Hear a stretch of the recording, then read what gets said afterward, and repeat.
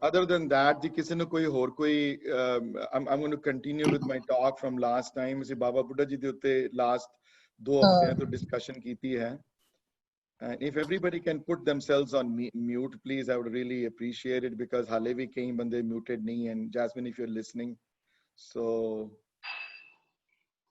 us to baad main briefly I started to talk about Bhai Mani Singh ji, and then in the middle of it I changed my mind in the sense ki I thought it would be better served that we devote a little bit more time to him, and that's exactly what I'm going to do today. Bhai Sahib di zindagi requires a little bit more focus, and Bhai Sahib 1644 which ਉਹਨਾਂ ਦਾ birth ਮੰਨਿਆ ਗਿਆ ਹੈ. Generally speaking, when authors sometimes have different opinions, but as a general rule 1644 near Multan, Alipur Said ਦੇ ਇਲਾਕੇ ਉਸ ਪਾਸੇ ਉਹਨਾਂ ਦਾ ਜਨਮ ਮੰਨਿਆ ਗਿਆ ਹੈ. ਪਿੰਡ ਉਹਨਾਂ ਦਾ ਉਸ ਪਾਸੇ ਸੀ. ਆਪ ਬਹੁਤ ਗੁਰਮੁਖ ਪਰਿਵਾਰ ਚ ਪੈਦਾ ਹੋਏ, ਬਹੁਤ ਵੱਡੇ. ਉਹਨਾਂ ਦੇ ਦਾਦਾ ਜੀ ਦਾ ਨਾਮ ਬਹੁਤ ਆਂਦਾ ਹੈ, ਜਿਹੜੇ ਗੁਰੂ ਹਰਗੋਬਿੰਦ ਮਹਾਰਾਜ ਦੀ ਸੇਵਾ ਵਿੱਚ ਰਹੇ ਹਨ ਬੜੇ ਸਾਲ. ਸੇਵਾ ਵਿੱਚ ਹੀ ਨਹੀਂ ਰਹੇ, ਉਹਨਾਂ ਦੀ ਆਰਮੀ ਨਾਲ ਫਾਈਟ ਵੀ ਕੀਤਾ ਹੈ. ਬੜੇ ਵੱਡੇ ਜੁਝਾਰੂ ਸਿੰਘ ਸਨ ਬਹੁਤ. ਤੇ ਉਸ ਘਰ ਵਿੱਚ ਪੈਦਾ ਹੋਏ. ਮਾਂ ਵੀ ਬਹੁਤ ਗੁਰਸਿੱਖ ਫੈਮਿਲੀ ਤੋਂ ਸੀ, ਤੇ ਪਿਤਾ ਦਾਦਾ ਉਸ ਵੱਡੀ ਗੁਰਸਿੱਖ ਫੈਮਿਲੀ ਚ ਪੈਦਾ ਹੋਏ. ਗੁਰਸਿੱਖੀ ਉਹਨਾਂ ਦੇ ਰਗ ਵਿੱਚ ਸੀ ਉਹਨਾਂ ਦੇ. ਤੇ ਉਹਨਾਂ ਦੇ 10 ਬ੍ਰਦਰਸ ਵਿੱਚ 10 ਬ੍ਰਦਰਸ ਬਣੇ ਗਏ ਹਨ. ਕਈ ਘੱਟ ਕਹਿੰਦੇ ਹਨ, ਕਈ ਜ਼ਿਆਦਾ ਕਹਿੰਦੇ ਹਨ. ਜੇ ਤੁਸੀਂ ਜਾਓਗੇ ਇੰਟਰਨੈਟ ਤੇ ਜਾਂ ਕੋਈ ਕਿਤਾਬ ਪੜ੍ਹੋਗੇ ਤੇ ਬਹੁਤ ਕਿਤਾਬਾਂ ਭਾਈ ਸਾਹਿਬ ਦੀ ਜ਼ਿੰਦਗੀ ਦੇ ਉੱਤੇ ਲਿਖੀਆਂ ਗਈਆਂ ਹਨ. many books, you know. ਇੱਕ ਭਾਈ ਮਨੀ ਸਿੰਘ ਦੀ ਪੰਜਾਬੀ ਯੂਨੀਵਰਸਿਟੀ ਪਟਿਆਲਾ ਦੀ ਪਬਲਿਕੇਸ਼ਨ ਹੈ, I think ਰਤਨ ਸਿੰਘ ਜੱਗੀ ਦੀ ਲਿਖੀ ਹੋਈ. ਮੈਨੂੰ ਉਹ ਬਹੁਤ ਪਸੰਦ ਹੈ. If anybody wants to read that, you will get a lot out of it, you know. 1644 ਵਿੱਚ ਜਨਮ ਹੁੰਦਾ ਹੈ ਗੁਰਸਿੱਖ ਫੈਮਿਲੀ ਵਿੱਚ.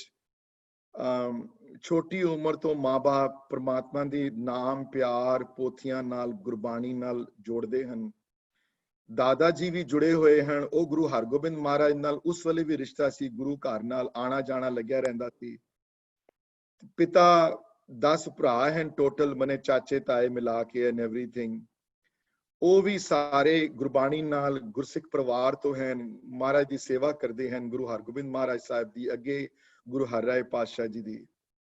ਇਤਿਹਾਸ 'ਚ ਲਿਖਿਆ ਹੈ ਕਿ ਬਹੁਤ ਛੋਟੀ ਉਮਰ ਵਿੱਚ he was about 7 years old, 8 years old when his dad took him all the way from Multan to Kiratpur, you know.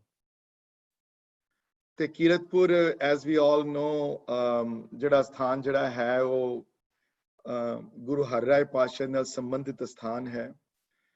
ਤੇ ਕੀਰਤਪੁਰ ਸਾਹਿਬ ਉਹਨਾਂ ਨੂੰ ਲੈ ਕੇ ਗਏ ਹਨ ਛੋਟੀ ਉਮਰ ਵਿੱਚ ਗੁਰੂ ਕੀ ਸੇਵਾ ਕਰਨ ਵਾਸਤੇ. ਤੇ ਇਤਿਹਾਸ ਲਿਖਿਆ ਮਿਲਦਾ ਹੈ ਕਿ 7 ਸਾਲ ਦੀ ਉਮਰ ਵਿੱਚ ਗੁਰੂ ਹਰਿਰਾਏ ਪਾਤਸ਼ਾਹ ਦੇ ਦਰਸ਼ਨ ਕੀਤੇ ਉਹਨਾਂ ਨੇ. ਤੇ ਲੰਗਰ ਦੀ ਝੂਠੇ ਭਾਂਡੇ ਮਾਂਜਣ ਦੀ ਸੇਵਾ ਉਹਨਾਂ ਨੂੰ ਦਿੱਤੀ ਗਈ ਉਸ ਉਮਰ ਵਿੱਚ. ਤੇ ਲੰਗਰ ਦੇ ਝੂਠੇ ਭਾਂਡੇ ਮਾਂਜਦੇ ਹਨ, ਰੋਜ਼ ਸਵੇਰੇ ਲੰਗਰ ਦੀ ਸੇਵਾ ਕਰਦੇ ਹਨ.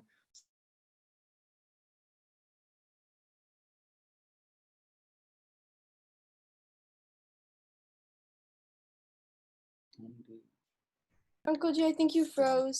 Yeah. 7.5 ਸਾਲ ਦੀ ਉਮਰ ਵਿੱਚ. Sorry? You're freezing. Okay, so what should I do? Should I stop for a second and then start? Oh, you could just repeat like the last couple things you said. Okay, I don't know where I stopped though, but can somebody tell me what was the last?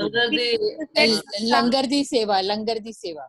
ਹਾਂਜੀ. So ਛੋਟੀ ਉਮਰ ਵਿੱਚ ਉਸ ਵੇਲੇ ਝੂਠੇ ਭਾਂਡੇ ਮਾਂਜਣ ਦੀ ਸੇਵਾ ਉਹਨਾਂ ਨੂੰ ਦਿੱਤੀ ਗਈ. ਉਹਨਾਂ ਨੂੰ ਉਹ ਸੇਵਾ ਕਰਦੇ ਹਨ ਤੇ ਨਾਲ ਗੁਰਬਾਣੀ ਦੀ ਸੰਥਿਆ ਦੇ ਵਿੱਚ ਉਹਨਾਂ ਨੂੰ ਲਗਾਇਆ ਜਾਂਦਾ ਹੈ. ਛੋਟੀ ਉਮਰ ਤੋਂ ਬਹੁਤ ਸ਼ੌਂਕ ਸੀ ਗੁਰਬਾਣੀ ਪੜ੍ਹਨ ਦਾ, ਪੜ੍ਹਾਉਣ ਦਾ. ਤੇ ਬਚਪਨ ਤੋਂ 7-8 ਸਾਲ ਦੀ ਉਮਰ ਚੋਂ ਪੋਥੀਆਂ ਨਾਲ ਉਹਨਾਂ ਨੂੰ ਜੋੜਿਆ ਗਿਆ. ਸੰਥਿਆ ਕਰਵਾਣੀ ਸ਼ੁਰੂ ਕਰ ਦਿੱਤੀ. ਉੱਥੇ ਗੁਰੂ ਹਰਿਰਾਏ ਪਾਤਸ਼ਾਹ ਦੀ ਨਿਗਰਾਨੀ ਦੇ ਥੱਲੇ ਉਹਨਾਂ ਦੀ ਟ੍ਰੇਨਿੰਗ ਸ਼ੁਰੂ ਹੋਈ ਕੀਰਤਪੁਰ ਸਾਹਿਬ. ਤੇ ਕਾਫੀ ਦੇਰ ਉੱਥੇ ਰਹੇ. ਐਗਜ਼ੈਕਟ ਟਾਈਮ ਨਹੀਂ ਕਹਿ ਸਕਦਾ ਮੈਂ ਕਿਤਨੀ ਦੇਰ ਰਹੇ. ਅਲੱਗ ਕਿਤਾਬਾਂ ਵਿੱਚ ਅਲੱਗ-ਅਲੱਗ ਜਗ੍ਹਾ ਚੀਜ਼ਾਂ ਲਿਖੀਆਂ ਹੋਈਆਂ ਹਨ ਬਟ ਕਹਿੰਦੇ ਹਨ 13-14 ਸਾਲ ਦੀ ਉਮਰ ਤੱਕ ਕੀਰਤਪੁਰ ਸਾਹਿਬ ਆਪ ਰਹੇ ਉੱਥੇ ਸੇਵਾ ਕਰਦੇ ਰਹੇ ਤੇ ਜਿੱਥੇ ਝੂਠੇ ਭਾਂਡੇ ਮਾਂਜਦੇ ਹਨ ਲੰਗਰ ਦੀ ਸੇਵਾ ਕਰਦੇ ਹਨ ਉੱਥੇ ਪੋਥੀਆਂ ਲਿਖਣ ਦਾ ਵੀ ਉਹਨਾਂ ਨੂੰ ਲਿਖਵਾਈ ਦਾ ਕੰਮ ਵੀ ਉਹਨਾਂ ਨੂੰ ਸਿਖਾਇਆ ਗਿਆ ਉਤਾਰੇ ਦਾ ਕੰਮ ਵੀ ਪੋਥੀਆਂ ਉਤਾਰਦੇ ਵੀ ਹਨ ਸੰਥਿਆ ਵੀ ਪੜ੍ਹਦੇ ਹਨ ਗੁਰਬਾਣੀ ਦੀ ਕਥਾ ਸੁਣਦੇ ਹਨ ਕੀਰਤਨ ਸੁਣਦੇ ਹਨ ਤੇ ਕਿਉਂਕਿ ਪਹਿਲੇ ਹੀ ਦੇਖੋ ਇਹ ਗੱਲ ਆਬਵੀਅਸ ਹੈ ਹੁਣ ਇਹਦੇ ਉੱਤੇ ਕੋਈ ਕਰ ਨਹੀਂ ਸਕਦਾ ਮੈਨੂੰ ਇੰਨੇ ਸਾਲ ਹੋ ਗਏ ਗੁਰਦੁਆਰੇ ਪੜ੍ਹਾਉਂਦਿਆਂ ਔਰ ਇੰਨੇ ਸਾਲ ਪੜ੍ਹਾਉਣ ਤੋਂ ਬਾਅਦ ਕਈ ਬੱਚੇ ਆਉਂਦੇ ਹਨ ਜਾਂ ਕਈ ਵੱਡੇ ਆਉਂਦੇ ਹਨ ਪੜ੍ਹਨ ਵਾਸਤੇ ਕਈਆਂ ਦਾ ਕੰਮ ਬੜਾ ਸੁਖਾਲਾ ਹੋ ਜਾਂਦਾ ਹੈ ਕਿਉਂਕਿ ਮਾਪਿਓ ਕਿਉਂ ਜੇ ਮਿਲੇ ਹਨ ਉਹਨਾਂ ਨੂੰ ਕਿਉਂ ਜੀ ਘਰ ਦਾ এনवायरमेंट ਹੈ ਉਹਨਾਂ ਦਾ ਕਈਆਂ ਦੇ ਘਰ ਦਾ এনवायरमेंट ਬੜਾ ਡਿਫਰੈਂਟ ਹੁੰਦਾ ਹੈ ਉਹ ਸ਼ੁਰੂ ਤੋਂ ਉਸ এনवायरमेंट ਚ ਪੜ੍ਹੇ ਹੁੰਦੇ ਨੇ ਤਾਂ ਉਹ ਫਟੋਫਟ ਉਸ ਪਾਸੇ ਆ ਜਾਂਦੇ ਆ ਟਾਈਮ ਨਹੀਂ ਲੱਗਦਾ ਕਈਆਂ ਦਾ ਘਰ ਦਾ এনवायरमेंट ਡਿਫਰੈਂਟ ਹੁੰਦਾ ਹੈ ਸਿਰਫ ਸਕੂਲ ਵਿੱਚ ਆਉਂਦੇ ਹਨ ਤਾਂ ਹੀ ਉੱਥੇ ਫੋਕਸ ਕਰ ਪਾਉਂਦੇ ਹਨ ਲੇਕਿਨ ਘਰ ਦਾ এনवायरमेंट ਡਿਫਰੈਂਟ ਹੋਣ ਕਾਰਨ ਉਹਨਾਂ ਨੂੰ ਮੁਸ਼ਕਲਾਂ ਆਉਂਦੀਆਂ ਹਨ ਉੱਥੇ ਅਭਿਆਸ ਨਹੀਂ ਕਰ ਸਕਦੇ ਇਹ ਉਹਨਾਂ ਦੀ ਐਡਵਾਂਟੇਜ ਸੀ ਭਾਈ ਸਾਹਿਬ ਜੀ ਦੀ ਕਿ ਘਰੋਂ ਬਹੁਤ ਮਾਂ ਦੀ ਤਰਫੋਂ ਫਾਦਰ ਦੀ ਤਰਫੋਂ ਤਾਇਆ ਚਾਚੇ ਦੀ ਤਰਫੋਂ ਤੇ ਉਹਨਾਂ ਦੇ 2 ਵੱਡੇ 3 ਵੱਡੇ ਭਰਾਵਾਂ ਦਾ ਜ਼ਿਕਰ ਤੇ ਇਤਿਹਾਸ 'ਚ ਬੜੀ ਜਗ੍ਹਾ ਆਇਆ ਹੈ let me tell you we might not be aware of this Bhai Dayala ਜਿਹੜੇ ਗੁਰੂ ਤੇਗ ਬਹਾਦਰ ਮਹਾਰਾਜ ਨਾਲ ਗਏ ਹਨ ਜਦੋਂ ਸ਼ਹੀਦੀ ਦੇਣ ਵਾਸਤੇ ਉਹ ਉਹਨਾਂ ਦੇ ਵੱਡੇ ਭਰਾ ਹਨ ਉਹਨਾਂ ਦੇ ਭਾਈ ਜੇਠਾ ਜਿਹੜੇ ਨਾਲ ਰਹੇ ਹਨ ਉਸ ਵੇਲੇ ਗੁਰਿਆਈ ਜਦੋਂ ਬਖਸ਼ੀ ਗਈ ਜਦੋਂ ਮਹਾਰਾਜ ਕਸ਼ਮੀਰੀ ਪੰਡਤਾਂ ਦੇ ਨਾਲ ਜਾਂਦੇ ਹਨ ਦਿੱਲੀ ਲੇਕਿਨ ਭਾਈ ਉਦੈ ਸਿੰਘ ਤੇ ਭਾਈ ਜੇਠਾ ਜਿਹੜੇ ਹਨ ਉਹ ਵੀ ਉਹਨਾਂ ਦੇ ਭਰਾ ਹਨ ਸੋ ਇਹ family was very well associated with the gurus so ਉਸ ਵਾਤਾਵਰਣ ਚ ਪੈਦਾ ਹੋਏ ਲੇਕਿਨ ਕਿਤਾਬਾਂ 'ਚ ਲਿਖਿਆ ਹੋਇਆ ਹੈ ਕਿ ਗੁਰੂ ਹਰਿਰਾਏ ਮਹਾਰਾਜ ਦਾ ਆਸ਼ੀਰਵਾਦ ਬਹੁਤ ਛੋਟੀ ਉਮਰ ਵਿੱਚ 8-9 ਸਾਲ ਦੀ ਉਮਰ 'ਚ ਉਹਨਾਂ ਨੇ ਸਿਰ ਰੱਖ ਕੇ ਕਿਹਾ ਸੀ ਇਹ ਦੀਨ ਦਾ ਇਹ ਗੁਰਸਿੱਖ ਕੁਝ ਬਣੇਗਾ ਅੱਗੇ ਜਾ ਕੇ ਇਹ ਮਣੀ ਹੈ ਸੋ ਇਹ ਮਨੀ ਰਾਮ ਤੋਂ ਉਹ ਉਸ ਵੇਲੇ ਉਹਨਾਂ ਨੂੰ ਇਤਨੀ ਵੱਡੀ ਆਸ਼ੀਰਵਾਦ ਜਿਹੜਾ ਮਿਲਿਆ ਉਹ ਅੱਗੇ ਜਾ ਕੇ ਉਹਨਾਂ ਨੇ ਪ੍ਰੂਵ ਕੀਤਾ ਤੇ ਇਹ ਯਾਦ ਰੱਖਣਾ ਕਿ ਬਰਥ 1644 ਦਾ ਉਹਨਾਂ ਦਾ ਹੋਇਆ ਲੇਕਿਨ ਜੋਤੀ ਜੋਤ ਉਹਨਾਂ ਦੀ ਸ਼ਹੀਦੀ 1738 ਦੀ ਮੰਨੀ ਗਈ ਹੈ 1738 ਦੀ 94 ਇਅਰਸ 올ਡ ਸਨ ਜਦੋਂ ਬੰਦ ਕਟਵਾਏ ਉਹਨਾਂ ਨੇ 94 ਸਾਲ ਦੀ ਅਵਸਥਾ ਸੀ ਕੋਈ ਜਵਾਨ ਨਹੀਂ ਸਨ 40 ਸਾਲ ਦੇ 50 ਸਾਲ ਦੇ 60 ਸਾਲ ਦੇ 70 ਸਾਲ ਦੇ 80 ਸਾਲ ਦੇ 94 ਸਾਲ ਦੀ ਅਵਸਥਾ ਵਿੱਚ 94 ਇਅਰਸ 올ਡ ਸਨ ਜਦੋਂ ਲਾਹੌਰ ਲੈ ਕੇ ਗਏ ਸ਼ਹੀਦੀ ਵਾਸਤੇ ਉਸ ਉਮਰ ਵਿੱਚ ਆ ਕੇ ਕਦੀ ਉਹਨਾਂ ਦੇ ਚਿਹਰੇ ਤੇ ਕੋਈ ਇਹੋ ਜਿਹੀ ਗੱਲ ਨਹੀਂ ਆਈ ਤੇ ਬੰਦ ਉਹਨਾਂ ਨੇ ਕਟਵਾਏ ਆਪਣੇ 94 ਸਾਲ ਦੀ ਉਮਰ ਵਿੱਚ ਸ਼ਹੀਦੀ ਪ੍ਰਾਪਤ ਕੀਤੀ ਉਹਨਾਂ ਨੇ ਇਹੋ ਜਿਹੇ ਵੱਡੇ ਗੁਰਸਿੱਖ ਇਹੋ ਜਿਹੇ ਵੱਡੇ ਬ੍ਰਹਮ ਗਿਆਨੀ ਇਹੋ ਜਿਹੇ ਵੱਡੇ ਸਕਾਲਰ ਇਹੋ ਜਿਹੇ ਵੱਡੇ ਸ਼ਸਤਰਧਾਰੀ ਇਹੋ ਜਿਹੇ ਵੱਡੇ ਸੰਤ ਸਿਪਾਹੀ ਇਹੋ ਜਿਹੇ ਵੱਡੇ ਕਵੀ 52 ਕਵੀਆਂ ਵਿੱਚੋਂ ਉਹਨਾਂ ਦਾ ਨਾਮ ਆਉਂਦਾ ਹੈ ਇੱਕ ਕਵੀ ਵਿੱਚੋਂ ਉਹਨਾਂ ਦਾ ਇਹ ਵੱਡੀ ਸ਼ਖਸੀਅਤ ਦੇ ਮਾਲਕ ਆਪ ਹਨ ਜਿਨ੍ਹਾਂ ਬਾਰੇ ਤੁਹਾਨੂੰ ਮੈਂ ਅੱਜ ਕੋਸ਼ਿਸ਼ ਕਰਦਾ ਪਿਆ ਹੁਣ ਉਹਨਾਂ ਬਾਰੇ ਸਮਝਣ ਦੀ ਉਹਨਾਂ ਦੀ ਲਾਈਫ ਬਾਰੇ ਕਿ ਕਿਸ ਵੱਡੀ ਸ਼ਖਸੀਅਤ ਦੇ ਮਾਲਕ ਸਨ ਆਪ ਉਸ ਛੋਟੀ ਉਮਰ ਵਿੱਚ ਸੇਵਾ ਕਰਨ ਤੇ 14-15 ਸਾਲ ਦੀ ਉਮਰ ਵਿੱਚ ਉਹਨਾਂ ਦੇ ਡੈਡ ਮੁਲਤਾਨੋਂ ਆ ਕੇ ਮਹਾਰਾਜ ਅੱਗੇ ਬੇਨਤੀ ਕੀਤੀ ਕਿ ਇਹ ਅਸੀਂ ਲੈ ਕੇ ਜਾਣਾ ਚਾਹੁੰਦੇ ਹਾਂ ਉਸ ਵੇਲੇ ਵਿਆਹ ਛੋਟੀ ਉਮਰ 'ਚ ਹੋ ਜਾਂਦੇ ਸਨ ਬੜਾ ਅਨਕਾਮਨ ਨਹੀਂ ਸੀ ਉਸ ਵੇਲੇ 14-15 16 17 ਸਾਲ ਦੀ ਵਿਆਹ ਉਮਰ ਵਿੱਚ ਵਿਆਹ ਹੋ ਜਾਣੇ ਅਨਕਾਮਨ ਨਹੀਂ ਸੀ ਅੱਜ ਕੱਲ ਡਿਫਰੈਂਟ ਹੈ ਉਸ ਵੇਲੇ ਲਾਈਫ ਡਿਫਰੈਂਟ ਸੀ ਤੇ 15 ਸਾਲ 14-15 ਕਈਆਂ ਨੇ 13 ਲਿਖਿਆ ਕਈਆਂ ਨੇ 14 ਲਿਖਿਆ ਕਈਆਂ ਨੇ 15 ਲਿਖਿਆ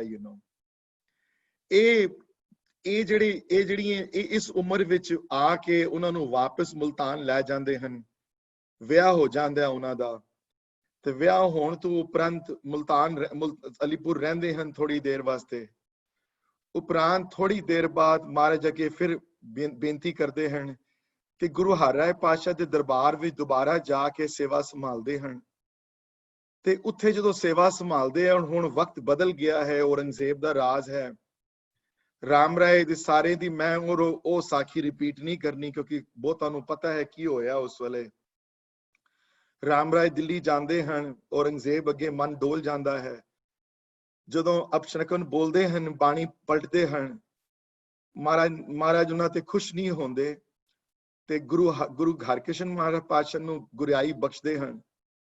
ਤੇ ਗੁਰੂ ਹਰਕ੍ਰਿਸ਼ਨ ਮਹਾਰਾਜ ਜਦੋਂ ਦਿੱਲੀ ਜਾਂਦੇ ਹਨ ਤੇ ਉਹਨਾਂ ਨਾਲ ਭਾਈ ਮਣੀ ਸਿੰਘ ਜੀ ਉਹਨਾਂ ਨਾਲ ਦਿੱਲੀ ਜਾਂਦੇ ਹਨ, ਉਹਨਾਂ ਨਾਲ ਗਏ ਹਨ ਦਿੱਲੀ, ਉੱਥੇ ਰਹੇ ਹਨ, ਪਹਿਲੇ ਬੰਗਲਾ ਸਾਹਿਬ ਰਹੇ ਹਨ ਉਹਨਾਂ ਨਾਲ, ਤੇ ਬੰਗਲਾ ਸਾਹਿਬ ਉਹਨਾਂ ਨਾਲ ਰਹੇ ਹਨ। ਸੋ ਜਦੋਂ ਬੰਗਲਾ ਸਾਹਿਬ ਦਰਸ਼ਨ ਕਰਨ ਜਾਂਦੇ ਆ, ਉੱਥੇ ਵੀ ਉਹ ਚਰਨ ਛੋਹ ਸਥਾਨ ਸਿਰਫ ਗੁਰੂ ਹਰਕ੍ਰਿਸ਼ਨ ਪਾਤਸ਼ਾਹ ਦਾ ਨਹੀਂ ਹੈ, ਉਹ ਚਰਨ ਛੋਹ ਸਥਾਨ ਭਾਈ ਮਣੀ ਸਿੰਘ ਹਰਾਂ ਦਾ ਵੀ ਹੈ, ਉੱਥੇ ਨਾਲ ਗਏ ਹਨ ਉਹ ਆਪ। ਵੱਡੇ ਗੁਰਸਿੱਖ ਹਨ, ਬਾਣੀ ਦੀ ਕਥਾ ਕਰਦੇ ਹਨ, ਲੰਗਰ ਦੀ ਸੇਵਾ ਕਰਦੇ ਹਨ, ਗ੍ਰੰਥ ਦੇ ਉਤਾਰੇ ਕਰਦੇ ਹਨ, ਗੁਰਸਿੱਖਾਂ ਨਾਲ ਮਿਲਦੇ ਹਨ, ਹਰ ਕਾਰਜ ਸੰਭਾਲਦੇ ਹਨ। ਗੁਰੂ ਹਰਕ੍ਰਿਸ਼ਨ ਮਹਾਰਾਜ ਦੀ ਜੋਤੀ ਜੋਤ ਸਮਾਨ ਦੇ ਟਾਈਮ ਜਦੋਂ ਬਾਲਾ ਸਾਹਿਬ ਹੋਈ ਹੈ, ਉੱਥੇ ਮੌਜੂਦ ਸਨ ਆਪ, ਹੱਥੀ ਸੰਸਕਾਰ ਕੀਤਾ ਹੈ, ਉੱਥੇ ਆਪ ਰਹੇ ਹਨ ਨਾਲ, ਗੁਰੂ ਘਰ ਦੇ ਵੱਡੇ ਸੇਵਕ ਹਨ।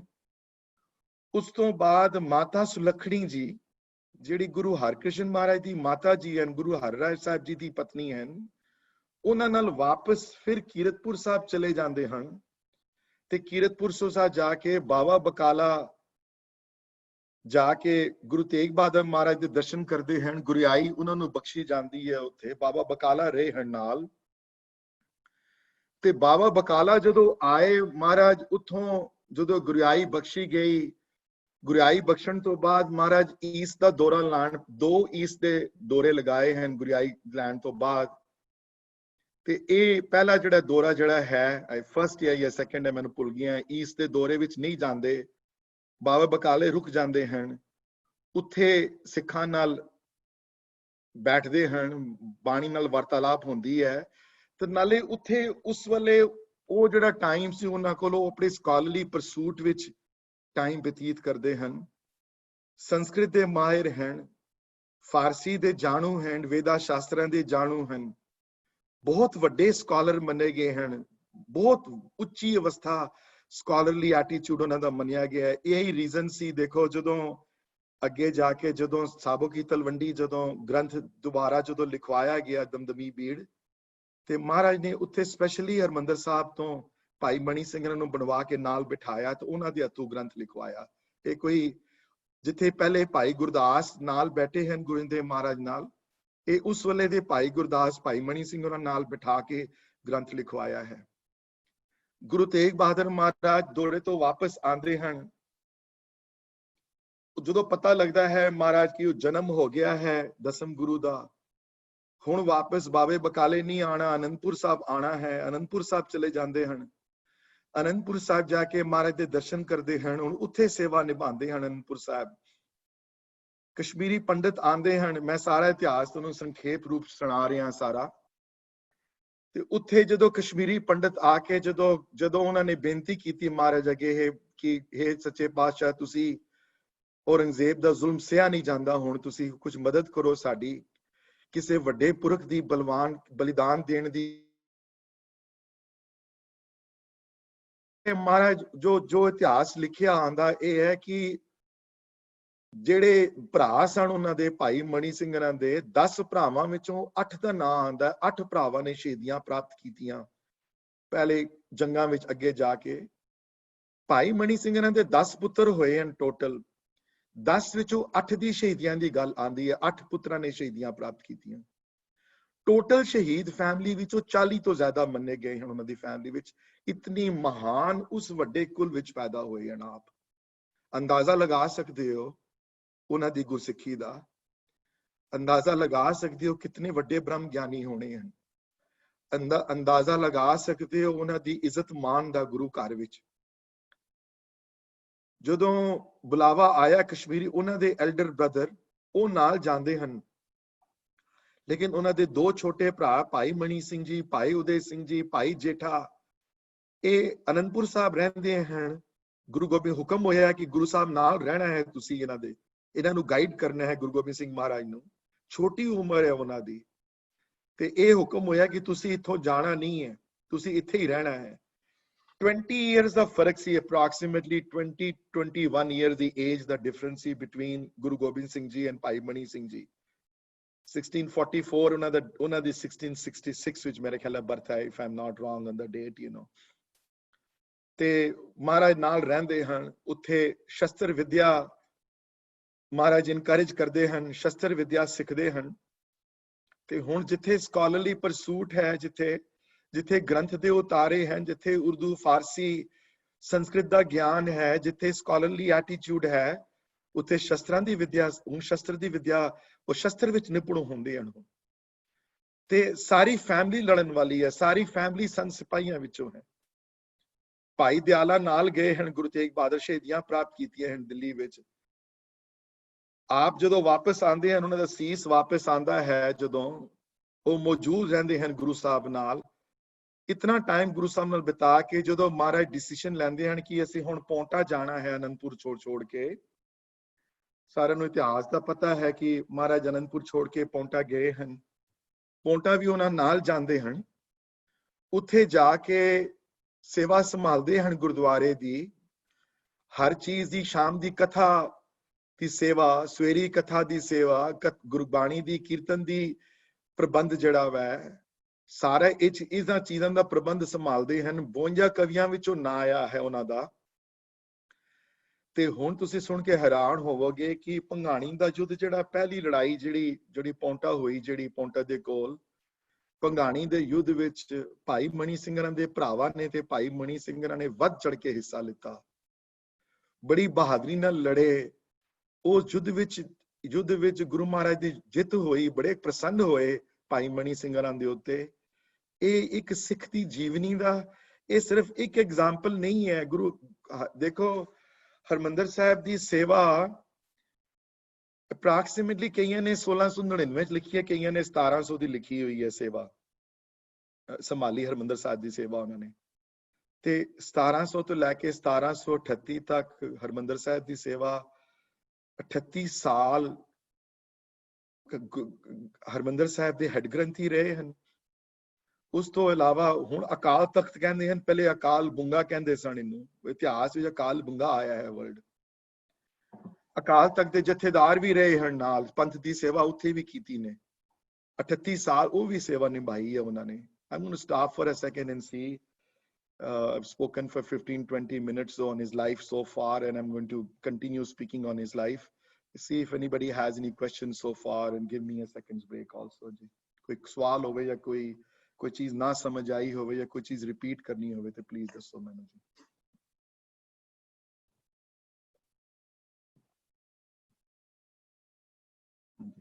Okay जी, कोई क्वेश्चन नहीं है, that's good.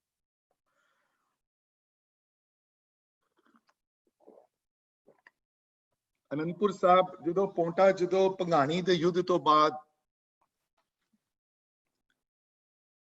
ਵਾਪਸ ਅਨੰਦਪੁਰ ਸਾਹਿਬ ਆਉਂਦੇ ਹਨ ਤੇ ਭਾਈ ਮਣੀ ਸਿੰਘ ਹੋਰੀ ਨਾਲ ਆਉਂਦੇ ਹਨ ਉੱਥੇ। ਤੇ ਉਸ ਤੋਂ ਬਾਅਦ ਜਿੰਨੀਆਂ ਲੜਾਈਆਂ ਹੋਈਆਂ ਹਨ, 2 ਮੇਜਰ ਬੈਟਲ ਦਾ ਜ਼ਿਕਰ ਆਇਆ ਹੈ, ਨਦੌਣ ਤੇ ਹੁਸੈਨੀ ਵਾਲਾ ਯੁੱਧ। ਤੇ ਅਕਾਲ ਦਸਮ ਬਾਣੀ ਵਿੱਚ ਵੀ ਇਹਨਾਂ ਬੈਟਲਸ ਦਾ ਜ਼ਿਕਰ ਆਇਆ ਹੈ। ਭਾਈ ਸਿੰਘ ਹੋਰਾਂ ਦੀ ਲਾਈਫ ਵਿੱਚ ਇਹ ਦੋਨੋਂ ਬੈਟਲਸ, ਨਦੌਣ ਦੀ ਜੰਗ ਜਿਹੜੀ ਹੈ ਵੱਡੀ ਜੰਗ ਸੀ ਬਹੁਤ, ਪਹਾੜੀ ਰਾਜਿਆਂ ਨਾਲ ਜਿਹੜੀ ਲੜੀ ਉਹਨਾਂ ਨੇ। ਤੇ ਉਸ ਜੰਗ ਵਿੱਚ ਭਾਈ ਮਣੀ ਸਿੰਘ ਹੋਰੀ ਇਤਨੀ ਬਹਾਦਰੀ ਨਾਲ ਲੜੇ, ਇਤਨੇ ਫੱਟ ਉਹਨਾਂ ਨੇ ਖਾਧੇ ਉਹਨਾਂ ਨੇ ਉਸ ਜੰਗ ਵਿੱਚ। ਮਹਾਰਾਜ ਇਤਨੇ ਖੁਸ਼ ਹੋਏ ਉਹਨਾਂ ਤੋਂ। ਜਸਟ ਇਮੈਜਿਨ, ਗੁਰੂ ਗ੍ਰੰਥ ਸਾਹਿਬ ਮਹਾਰਾਜ ਦੀ ਗ੍ਰੰਥੀ ਹਨ ਤੇ ਇਹ ਸੰਤ ਸਿਪਾਹੀ ਦਾ ਜਿਹੜਾ ਰੂਪ ਉਸ ਵੇਲੇ ਭਾਈ ਮਣੀ ਸਿੰਘਰਾਂ ਦੇ ਰੂਪ ਬਖਸ਼ਿਆ, ਅੱਗੇ ਜਾ ਕੇ ਕੋਈ ਜ਼ਿਆਦਾ ਦੇਰ ਨਹੀਂ ਹੋਈ, 100 years later ਅਕਾਲੀ ਫੂਲਾ ਸਿੰਘ ਦੇ ਰੂਪ ਵਿੱਚ ਦੁਬਾਰਾ ਜਿਸ ਤਰ੍ਹਾਂ ਕਿ ਉਹਨਾਂ ਦਾ ਪੁਰਨ ਜਨਮ ਹੋਇਆ ਹੁੰਦਾ ਉਸ ਵੇਲੇ। ਉਹ ਵੀ ਅਕਾਲ ਤਖਤ ਦੇ ਜਥੇਦਾਰ ਸਨ ਤੇ ਹਰ ਵੱਡੀ ਜੰਗ ਵਿੱਚ ਖਾਲਸਾ ਫੌਜਾਂ ਦੀ ਰਹਿਨੁਮਾਈ ਕਰਦੇ ਸਨ ਆਪ। ਉੱਥੇ ਨਦੌਣ ਦੀ ਜੰਗ ਤੋਂ ਬਾਅਦ ਮਹਾਰਾਜ ਇਤਨੇ ਖੁਸ਼ ਹੋਏ ਉਹਨਾਂ ਤੇ ਕਿ ਉਹਨਾਂ ਨੂੰ ਕਹਿਣ ਲੱਗੇ, ਭਾਈ ਸਾਹਿਬ ਜੀ, ਤੁਹਾਨੂੰ ਅਸੀਂ ਨਵੀਂ ਪਦਵੀ ਦੇਣਾ ਚਾਹੁੰਦੇ ਹਾਂ, ਦੀਵਾਨਗੀ ਦੀ। ਦੀਵਾਨ ਬਣ ਗਏ ਹੋ ਤੁਸੀਂ ਹੁਣ। ਤੁਸੀਂ ਖਾਲੀ ਵੱਡੇ ਗੁਰੂ ਘਰ ਦੇ ਵੱਡੇ ਸੇਵਕ ਨਹੀਂ, ਖਾਲੀ ਗੁਰੂ ਘਰ ਵਿੱਚ ਉਹ ਮਰਿਆਦਾ ਇੱਜ਼ਤ ਵਾਲੀ ਜਿਹੜੀ ਤੁਹਾਨੂੰ ਮਿਲੀ ਹੈ, ਜਿਹੜੀ ਤੁਸੀਂ ਗੁਰਬਾਣੀ ਵਿੱਚ ਨਿਪੁੰਨ ਹੋ, ਸਕਾਲਰ ਹੋ, ਬਹੁਤ ਪੜ੍ਹੇ ਲਿਖੇ ਹੋ, ਉਹਦੇ ਨਾਲ ਜੰਗਾਂ ਵਿੱਚ ਵੀ ਤੁਸੀਂ ਸ਼ਸਤਰਧਾਰੀ ਵੀ ਉਤਨੇ ਹੀ ਵੱਡੇ ਹੋ। ਇਹ ਇੱਕ ਸਿੱਖ ਦਾ ਰੂਪ ਉਹਨਾਂ ਨੇ ਸਾਹਮਣੇ ਰੱਖਣਾ ਸੀ, ਸਾਡੇ ਦਿਖਾਣਾ ਸੀ ਵੀ ਇਹ ਦੋਨੋਂ ਰੂਪ ਵਿੱਚ ਸਫਲ ਹੋਵਣ। ਇਹ ਨਾ ਹੋਵੇ ਕਿ ਬਾਣੀ ਵਾਲੇ ਪਾਸੇ ਖਾਲੀ ਹੋਵਣ, ਇਹ ਨਾ ਹੋਵੇ ਸਿਰਫ ਸਕਾਲਰਲੀ ਪਰਸੂਟ ਹੋਵੇ, ਸਕਾਲਰਲੀ ਪਰਸੂਟ ਵੀ ਹੋਵੇ ਤੇ ਨਾਲੇ ਇਹ ਵੀ ਪਰਸੂਟ ਹੋਵੇ ਨਾਲ। ਨਦੌਣ ਦੀ ਜੰਗ ਤੋਂ ਬਾਅਦ ਦੂਸਰੀ ਵੱਡੀ ਜੰਗ ਜਿਹੜੀ ਹੈ ਹੁਸੈਨੀ ਦਾ ਯੁੱਧ, ਜਿਹਦੇ ਵਿੱਚ ਦਸਮ ਬਾਣੀ ਵਿੱਚ ਮਹਾਰਾਜ ਆਪ ਉਸ ਯੁੱਧ ਦਾ ਜ਼ਿਕਰ ਕਰਦੇ ਹਨ। ਉਸ ਯੁੱਧ ਵਿੱਚ ਵੀ ਭਾਈ ਮਣੀ ਸਿੰਘਾਂ ਦੇ ਬ੍ਰਦਰਸ ਤੇ ਉਹਨਾਂ ਦੇ ਬੇਟੇ ਬੜੀ ਵੱਧ ਚੜ ਕੇ ਉਹਨਾਂ ਨੇ ਹਿੱਸਾ ਲਿੱਤਾ ਹੈ ਉਸ ਯੁੱਧ ਵਿੱਚ। ਤੇ ਜਦੋਂ 1699 ਦੀ ਕਥਾ ਆਂਦੀ ਹੈ, ਜਦੋਂ ਵਿਸਾਖੀ ਦੇ ਉਸ ਜਗ੍ਹਾ ਜਿੱਥੇ ਅੰਮ੍ਰਿਤ ਛਕਾਇਆ ਗਿਆ ਤੇ ਭਾਈ ਮਣੀ ਸਿੰਘਾਂ ਦੀ ਫੈਮਿਲੀ ਨੇ ਹੱਥੀ ਅੰਮ੍ਰਿਤ ਛਕਿਆ ਹੈ ਗੁਰੂ ਗੋਬਿੰਦ ਸਿੰਘ ਮਹਾਰਾਜ ਕੋਲੋਂ। ਉਸ ਵੇਲੇ ਇਤਿਹਾਸ ਜਿਹਦਾ ਜ਼ਿਕਰ ਬੜੀ ਜਗ੍ਹਾ ਆਇਆ ਹੈ। ਉਹਨਾਂ ਨੇ ਅੰਮ੍ਰਿਤ 1699 ਦੀ ਵਿਸਾਖੀ ਵਿੱਚ ਆਪ ਗੁਰੂ ਗੋਬਿੰਦ ਸਿੰਘ ਮਹਾਰਾਜ ਕੋਲੋਂ ਉਹਨਾਂ ਦੇ ਹੱਥੀ ਅੰਮ੍ਰਿਤ ਪਾਨ ਕੀਤਾ ਹੈ, ਆਸ਼ੀਰਵਾਦ ਉਹਨਾਂ ਤੋਂ ਲੈ ਲਿੱਤਾ ਹੈ। ਤੇ ਭਾਈ ਸਾਹਿਬ ਜੀ ਦਾ ਨਾਮ ਮਣੀ ਰਾਮ ਤੋਂ ਭਾਈ ਮਣੀ ਸਿੰਘ ਹੋ ਗਿਆ। ਹੋਰ ਆਸ਼ੀਰਵਾਦ ਮਿਲਿਆ, ਕਹਿਣ ਲੱਗੇ ਬਹੁਤ ਤੁਸੀਂ ਨਾਮ ਕਮਾਉਣਾ ਹੈ, ਤੁਹਾਡੀ ਸੇਵਾ ਪੰਥ ਨੂੰ ਹਲੇ ਬਹੁਤ ਤੁਸੀਂ ਦੇਣੀ ਹੈ, ਹਲੇ ਪੰਥ ਨੂੰ ਸੇਵਾ। ਤੇ ਇਹ ਵਿਸਾਖੀ ਦੇ ਪੁਰਬ ਜਿਹੜਾ 1699 ਚ ਹੋਇਆ, ਜਦੋਂ ਅੰਮ੍ਰਿਤ ਛਕਾਇਆ ਗਿਆ, ਪੂਰੀ ਫੈਮਿਲੀ ਨੇ ਅੰਮ੍ਰਿਤ ਛਕਿਆ ਜਦੋਂ, ਉਸ ਤੋਂ ਬਾਅਦ ਪਤਾ ਲੱਗਿਆ ਕਿ a little bit of different history I'm going to share with you। ਜਦੋਂ ਗੁਰੂ ਹਰਗੋਬਿੰਦ ਮਹਾਰਾਜ, ਜਦੋਂ ਪ੍ਰਿਥੀ ਨੇ ਬਹੁਤ ਪ੍ਰਿਥੀ ਜਦੋਂ ਉਹਨਾਂ ਦੇ ਤਾਇਆ ਜੀ ਸਨ, ਗੁਰੂ ਅਰਜਨ ਦੇਵ ਮਹਾਰਾਜ ਦੇ ਵੱਡੇ ਬੇਟੇ ਸਨ, ਨਹੀਂ ਬਣਦੀ ਸੀ ਉਹਨਾਂ ਦਾ ਖਿਆਲ ਸਪਿਰਿਚੁਅਲਿਟੀ ਦੀ ਤਰਫ ਨਹੀਂ ਸੀ ਤੇ ਉਹਨਾਂ ਨੇ ਬੜੀਆਂ ਪ੍ਰੋਬਲਮ ਕ੍ਰੀਏਟ ਕੀਤੀਆਂ ਉਸ ਵੇਲੇ। ਤੇ ਗੁਰੂ ਹਰਗੋਬਿੰਦ ਮਹਾਰਾਜ ਉਸ ਵੇਲੇ ਕਨਫਰੰਟੇਸ਼ਨ ਨਹੀਂ ਚਾਹੁੰਦੇ ਸਨ ਤੇ ਆਪ ਉਹ ਫਿਰ ਅੰਮ੍ਰਿਤਸਰ ਤੋਂ ਕਰਤਾਰਪੁਰ ਸਾਹਿਬ ਆ ਗਏ। ਦੋ ਕਰਤਾਰਪੁਰ ਸਾਹਿਬ, ਇਹ ਹੁਣ ਕਨਫਿਊਜ਼ ਨਾ ਕਰਨਾ ਆਪਣੇ ਆਪ ਨੂੰ, ਦੋ ਕਰਤਾਰਪੁਰ ਹਨ। ਇੱਕ ਕਰਤਾਰਪੁਰ ਜਿਹੜਾ ਪਾਕਿਸਤਾਨ ਵਿੱਚ ਹੈ, ਜੋ ਗੁਰੂ ਨਾਨਕ ਸਾਹਿਬ ਮਹਾਰਾਜ ਨਾਲ ਸੰਬੰਧਿਤ ਹੈ। ਦੂਸਰਾ ਕਰਤਾਰਪੁਰ ਜਲੰਧਰ ਦੇ ਕੋਲ ਹੈ, ਜਿਹੜਾ ਗੁਰੂ ਹਰਗੋਬਿੰਦ ਮਹਾਰਾਜ ਨਾਲ ਸੰਬੰਧਿਤ ਹੈ। ਉਸ ਜਿੱਥੇ ਕਰਤਾਰਪੁਰ ਵਾਲੀ ਬੀੜ ਜਿੱਥੇ ਪਈ ਹੋਈ ਹੈ ਸੋਢੀਆਂ ਕੋਲ। ਤੇ ਇਹ ਜਿਹੜਾ ਕੰਟਰੋਲ ਜਿਹੜਾ ਇਹ ਫਿਰ ਮੀਣੇ ਜਿਹੜੇ ਸਨ, ਜਿਹੜੇ ਗੁਰਪ੍ਰੀਤੀਏ ਦੇ ਫੈਮਿਲੀ ਵਿੱਚੋਂ, ਉਹਨਾਂ ਮੀਣਿਆਂ ਕੋਲ ਇਹ ਕੰਟਰੋਲ ਹਰਮੰਦਰ ਸਾਹਿਬ ਦਾ ਚਲਾ ਗਿਆ। ਉਹਨਾਂ ਨੇ ਆਪਣੇ ਰੂਲ ਬਣਾ ਦਿੱਤੇ ਸਾਰੇ, ਕਾਫੀ ਗੁਰਮਤ ਦੇ ਰੂਲ ਬਦਲ ਦਿੱਤੇ। ਤੇ ਉਹਨਾਂ ਦਾ ਜਿਹੜੇ I think grand son Sodhi Harji the death ਜਦੋਂ ਹੋਈ 1699-1700 ਵਿੱਚ, ਤੇ ਸੰਗਤ ਬੜੀ ਅੰਮ੍ਰਿਤਸਰ ਤੋਂ ਚੱਲ ਕੇ ਪੁੱਜ ਕੇ ਅਨੰਦਪੁਰ ਸਾਹਿਬ ਆਈ ਤੇ ਹੱਥ ਜੋੜ ਕੇ ਦਸਮ ਪਾਤਸ਼ਾਹ ਨੂੰ ਬੇਨਤੀ ਕੀਤੀ, ਹੇ ਮਹਾਰਾਜ, ਤੁਸੀਂ ਕਿਸੇ ਵੱਡੇ ਸਿੱਖ ਨੂੰ, ਕੋਈ ਵੱਡੇ ਬ੍ਰਹਮ ਗਿਆਨੀ ਨੂੰ, ਕੋਈ ਸਿਆਣੇ ਬੰਦੇ ਨੂੰ ਹਰਮੰਦਰ ਸਾਹਿਬ ਦੀ ਸੇਵਾ ਸੌਂਪੋ। ਉੱਥੇ ਦੀ ਮਰਿਆਦਾ ਬਦਲ ਗਈ ਹੈ। ਇਹਨਾਂ ਸੋਢੀ ਹਾਜੀ ਨੇ ਮੀਣਿਆਂ ਨੇ ਮਰਿਆਦਾ ਬਦਲ ਦਿੱਤੀ ਹੈ। ਮਹਾਰਾਜ ਤੁਸੀਂ ਕਿਰਪਾ ਕਰੋ, ਕੋਈ ਐਸੇ ਪੁਰਖ ਨੂੰ, ਕੋਈ ਬਲਵਾਨ ਹੋਵੇ, ਜਿਹੜਾ ਸਟਰੋਂਗ ਹੋਵੇ, ਜਿਹੜੇ ਹਰ ਪਾਸੋਂ ਗੁਰਸਿੱਖੀ ਵਿੱਚ ਪ੍ਰਪੱਖ ਹੋਵੇ, ਜਿਹੜਾ ਉਸ ਨੂੰ ਹਰਮੰਦਰ ਸਾਹਿਬ ਦੀ ਹੈਡ ਗ੍ਰੰਥੀ ਬਣਾ ਕੇ ਤੁਸੀਂ ਇਹ ਸੇਵਾ ਕਿਸੇ ਹੋਰ ਨੂੰ ਦਿਓ। ਇਹ ਸੇਵਾ ਉੱਥੇ ਖਾਲੀ ਪਈ ਹੈ। ਮਹਾਰਾਜ ਨੇ ਉਸੇ ਵੇਲੇ ਡਿਸੀਜਨ ਲਿੱਤਾ ਕਿ ਇਹ ਸੇਵਾ ਸਿਰਫ ਭਾਈ ਮਣੀ ਸਿੰਘਾਂ ਨੂੰ ਦਿੱਤੀ ਜਾਏਗੀ, ਹੋਰ ਕੋਈ ਇਸ ਸੇਵਾ ਦੇ ਕਾਬਿਲ ਨਹੀਂ ਹੈ। ਹੁਕਮ ਹੋ ਗਿਆ, ਹੁਕਮਨਾਮਾ ਜਾਰੀ ਹੋ ਗਿਆ, ਹੁਕਮ ਹੋ ਗਿਆ, ਭਾਈ ਸਾਹਿਬ ਜੀ ਤੁਸੀਂ ਫੌਰਨ ਹਰਮੰਦਰ ਸਾਹਿਬ ਜਾ ਕੇ ਅਨੰਦਪੁਰ ਸਾਹਿਬ ਤੋਂ ਸੇਵਾ ਸੰਭਾਲਣੀ ਹੈ ਤੇ ਇਹ ਸੇਵਾ ਹੱਥੀਂ ਤੁਸੀਂ ਆਪ ਕਰਨੀ ਹੈ। ਉੱਥੇ ਜੋ ਤੁਸੀਂ ਯੋਗ ਸਮਝੋ, ਜੋ ਤੁਸੀਂ ਠੀਕ ਸਮਝੋ, ਉਸ ਯੋਗ ਦੇ ਹਿਸਾਬ ਦੇ ਨਾਲ ਤੁਸੀਂ ਸੇਵਾ ਜਿਹੜੀ ਹੈ ਉਹ ਤੁਸੀਂ ਕਰਨੀ ਹੈ। ਤੁਸੀਂ ਗੁਰਮਤ ਮਰਿਆਦਾ ਅਨੁਸਾਰ ਸਾਰਾ ਪ੍ਰਬੰਧ ਟੋਰਨਾ ਹੈ। ਕੀਰਤਨ ਦੀਆਂ ਚੌਂਕੀਆਂ ਲਗਾਉਣੀਆਂ ਹਨ। ਕੀਰਤਨ ਦਾ ਪ੍ਰਬੰਧ ਤੁਹਾਡੇ ਹੱਥ ਵਿੱਚ ਹੋਣਾ ਚਾਹੀਦਾ ਹੈ। ਸਾਰਾ ਪ੍ਰਬੰਧ ਆਪਣੇ ਹੱਥ ਵਿੱਚ ਰੱਖ ਕੇ ਮਰਿਆਦਾ ਹਿਸਾਬ ਨਾਲ ਤੁਸੀਂ ਇਹ ਕੀਰਤਨ ਦੀ ਚੌਂਕੀਆਂ ਤੇ ਗੁਰਬਾਣੀ ਦੀ ਕਥਾ, ਅਕਾਲ ਬੁੰਗੇ ਦੀ ਸੇਵਾ ਤੁਸੀਂ ਆਪ ਕਰਨੀ ਹੈ। ਚਰਨ ਛੋ, ਉਹਨਾਂ ਦੇ ਚਰਨ ਛੋ ਕੇ ਆਸ਼ੀਰਵਾਦ ਲੈ ਕੇ ਉਹਨਾਂ ਦੇ ਭਰਾਵਾਂ ਦੇ ਉਦੈ ਸਿੰਘ ਦੇ ਨਾਲ ਅੰਮ੍ਰਿਤਸਰ ਪੁੱਜਦੇ ਹਨ। ਅੰਮ੍ਰਿਤਸਰ ਜਾ ਕੇ ਹਰਮੰਦਰ ਸਾਹਿਬ ਦੀ ਸੇਵਾ ਸੰਭਾਲਦੇ ਹਨ ਤੇ ਨਿਯਮ ਬਦਲਦੇ ਹਨ ਸਾਰੇ, ਜਿਹੜੇ ਗੁਰਮਤ ਮਰਿਆਦਾ ਅਨੁਸਾਰ।